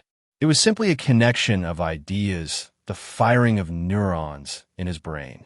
And in that moment, the metal slag in the ground once again twitched. But this time, its movement allowed it to skip at least an inch from its original position. Michael felt it. He knew that he was the one who made this metal slag move. He just didn't know how or why. The Unity gun shot off, accurately hitting one of the meteors. The flames sputtered off before revealing the soldier behind it. The man crashed out of the formation, incapacitated from a shot. 3 more remaining. And as the meteors continued to barrage his Unity defense, he kept trying to replicate the feeling he had just now. Yet no matter what he did, he was unable to make the metal slag move even a microscopic inch. Maybe I need to use my Unity gun, he thought to himself. So, he raised his hand and powered up another shot. After a few seconds, he moved his hand to an empty spot to the right and fired off the beam, accurately hitting one of the meteors as it moved randomly. In that exact moment, Michael felt something. The metal slag moved again. It wasn't as strong as the one before, but he was still able to make it move just a tiny bit. He didn't waste more time and fired off another Unity gun shot, accurately hitting another meteor. And there it was again. The metal slag moved. As he continued this process, he felt ever closer to becoming more in tune with that strange feeling in his heart. He felt like if he did it just a few more, he could somehow control the metal slag with only his mind. Spurred on by this need, Michael fired off another shot, hitting the very last meteor in the formation.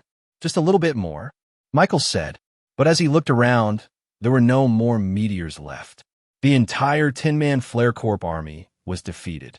No, Michael said, almost kicking the ground angrily. Michael raised his hand, firing off a Unity gun shot in the air. But unfortunately, the metal slag refused to move. The adrenaline from the fight had completely worn off as he defeated the last of the soldiers. I was so close, he muttered. This was probably the first time that he was angry that there weren't more enemies to defeat. He plopped onto the ground, sitting in the forest with 10 Flare Corp soldiers lying unconscious on the floor. Just then, a bright light manifested in the air right next to him before. Pop! The light transformed into the figure of an old but spry fairy with violet hair. Virion looked around the forest and saw burn marks on the ground, with scorched trees and bushes in a 30-meter radius around Michael. It was thanks to him that the fire was only contained in such a small area, or else their pocket dimension would have turned unstable. Despite the victory, Michael didn't seem to be all that happy with the result. "Thank you for your service," she said to him. It must have not been easy dealing with 10 well-trained soldiers at once. She tried to console him, but seemed to have done the exact opposite. Why didn't they send 20? Michael cursed the heavens. Confused, Virion asked what happened.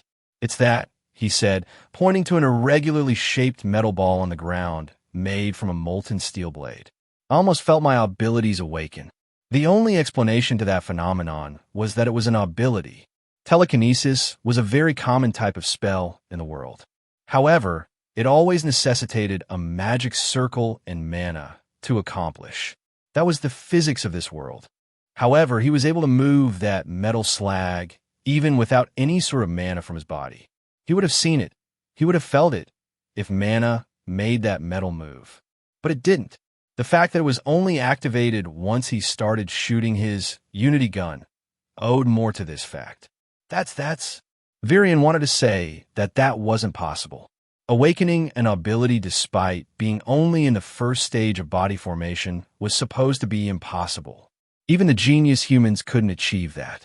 But then she remembered that Michael was a natural magnetic. Normal rules didn't apply to him. It could be your ability starting to awaken, she said, nodding her head. Was there anything specific about it? Was there a special power? Michael shook his head. No. My control over the metal slag was so brief that I couldn't really get a grasp on why it was moving. But if I had more practice, I feel like I could have figured it out. Virion started to put things together. It must have been the pressure of battle that allowed you to slowly awaken your ability. But you said that you only felt it once you used your Unity gun skill, right? I wonder why you didn't feel it before and only now. It may be possible that the mere fact that you were made aware of abilities and divas made you subconsciously more in tune with your new power. ChatJK4 explained. Either way, I suggest you keep trying to understand your ability. Practice is your best bet. But if you don't want to go through all that trouble, obtaining more Godforged pieces will streamline that whole process. Michael nodded, keeping a note of it. And about your roller coaster, I can only say that I am extremely grateful for your help. Once it is done, it will provide a constant flow of nourishment for us fairies. It's a huge load of relief. No problem, he replied. I've always wanted to build a roller coaster. I'm glad it will help you fairies. Virian coughed, clearing her throat. I'm sure that my unruly daughter hasn't thanked you yet, so on behalf of all fairies, I thank you. To show my gratitude, I am willing to reveal to you a secret that us fairies have kept for a long time. We have a Godforged piece in our possession. Michael perked up. Really? Yes, Virian nodded. All major rulers of the world have at least a piece of it in their possession. The Ocean King, the Draconic Queen, the Monster Queen, all of them. Of course, even our own Pixie Queen is in possession of one, though our share of the pieces is much fewer than the rest. I would be willing to part with ours as thanks. Michael was stunned. Really? You'll give it to me just like that? Yes, but I have just one condition. Let us relocate to your nation of Reborn. The Godforged piece in our possession is what helps stabilize our pocket dimension. If I were to give it to you, we would lose our home. So, as long as you give us our own place in the Parched Lands, then I am willing to pass our piece on to you. He didn't even hesitate and immediately nodded his head. Of course, you're really giving it to me. You're helping the entire fairy race with a roller coaster. And on a personal note, I'm really grateful that you stopped these humans from burning down the forest and destroying our sanctuary. If it weren't for you, we may have been done for. What are you talking about? You could have dealt with them all on your own, he said to her. You're the Pixie Queen. Virian looked at Michael and shook her head. I'm not the Pixie Queen, she said, almost chuckling. The Pixie Queen is the embodiment of what makes a fairy a fairy. She is our protector, our strongest savior. I'm just an old woman barely able to fly. But, as Michael said that, a premonition flashed in his mind. No, he muttered, starting to realize the truth that had been in front of him the whole time. Even though she's very much an immature troublemaker, Vivi is our Pixie Queen, Virian revealed. And whether I like it or not, us fairies all have to follow her decision. The sound of glass shattering echoed inside Michael's head. The supposed image he had in his head of the Pixie Queen couldn't coincide with the picture of Vivi, no matter what he tried. She's the Pixie Queen. That can't be.